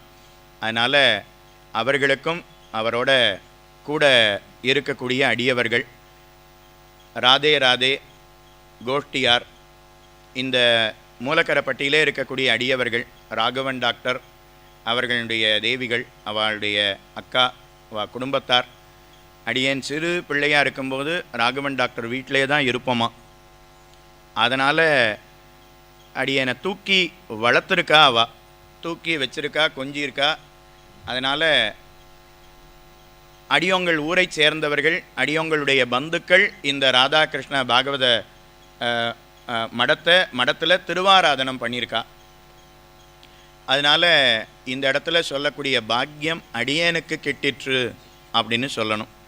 அதனால் அந்த பாக்கியத்தை நீங்கள் அனைவரும் கொடுத்திருக்கிறீர்கள். ஒரு நாளும் 6லிருந்து 8, ஆனால் 8 மணிக்கு அடியேன் முடித்ததே கிடையாது. 9 மணி, 8:15, 8:30, 8:45, 9 மணிக்கு தான் முடிச்சிருக்கோம். இன்றைக்கும் சாயங்காலம் இருக்க வேண்டியது. அஷ்டபதி ஆரம்பித்தா கண்டிப்பாக 5 மணி நேரம் ஆகும். அதனால் அதை நாம் சீக்கிரம் முடிக்கணும் அப்படின்னு நெருக்கக்கூடாது. அதனால் அடியோங்கள் முன்னாடி வச்சுட்டுறோம் அப்படின்னு சொன்னோம். அதனால் அதுக்கு ஏற்ற மாதிரி நீங்கள் அத்தனை பேரும், வெயில் இருந்தாலும் நீங்கள் சரியாக அத்தனை பேரும் வந்துவிட்டீர்கள். அதனால் உங்களுக்கும் அடியனுடைய கிருதஜதையை தெரிவித்து கொண்டு, யூடியூப்பில் லைவ் பண்ணினா அதனால் அவர்களுக்கும் அடியனுடைய கிருதஜதையை தெரிவித்து கொண்டு, காலையில் 4-4:30 மணியிலிருந்து பாகவத பாராயணத்தை மங்களாமாமி தலைமையில் பல அடியவர்கள் திருவனந்தபுரத்தில் இருந்து வந்து அவர்கள் பாராயணத்தை விடாமல் செய்திருக்கிறார்கள். அவர்களுக்கும் அடியனுடைய கிருதஜதையை தெரிவித்து கொண்டு, அடியனுடைய வார்த்தையை சத்தையோடு பொறுமையோடு செவிமடுத்த உங்களுக்கும், ஒரு நாள் தவறாமல் அழ்வார் திருநகரி சன்னதியினுடைய தர்மகத்தா, அதுக்கப்புறம் ஸ்ரீவைகுண்டம், நத்தம், திருப்புளிங்குடின்னு 3 திவ்யதேசத்தினுடைய தீர்த்தக்காரர் ஸ்தலத்தார் ஒரு நாள் தவறாமல் பாகவதம் கேட்கணும் அப்படின்னு அவரும் வந்திருக்கிறார். அதே போல் கண்ணன் சுவாமி இங்கேயே இருந்து விடாமல் 1 வாரம், அவர் மதுரையில் இருக்கார். கணபதி துக்காராம் அவருடைய பந்து, அதனால் அவரும் விடாமல் இருந்து அடியனுடைய வார்த்தையை கேட்டிருக்கிறார். இன்றைக்கி அஷ்டபதி பஜனை பாடணுங்கிறதுக்காக வந்திருக்கா. அதனால் அவர்களுக்கும் அவர்களுடைய குழுவினர்களுக்கும் அடியனுடைய கிருதஜதையை தெரிவித்து கொண்டு, அடியோங்களுக்கு சாயங்காலம் இல்லை 12:30 மணிக்கு திருக்கோளூர் வரோன்னு சொல்லியிருக்கோம். இப்போதே 12:30.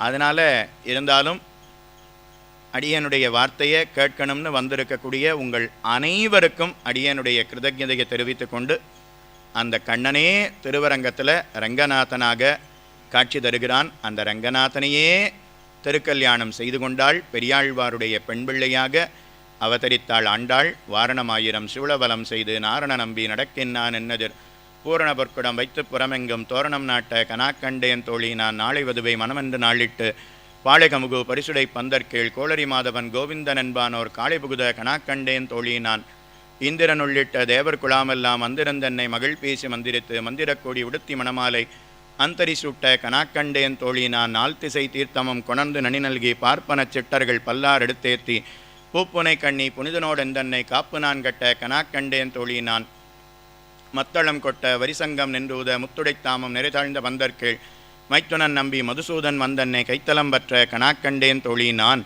என்ன ஆண்டாள் நாச்சியார் வெகு அற்புதமாக வாரணமாயிரத்தை அருளி செய்தார். கண்ணனையே திருக்கல்யாணம் செய்து கொண்டாள் அப்படிங்கிறது சரித்திரம்.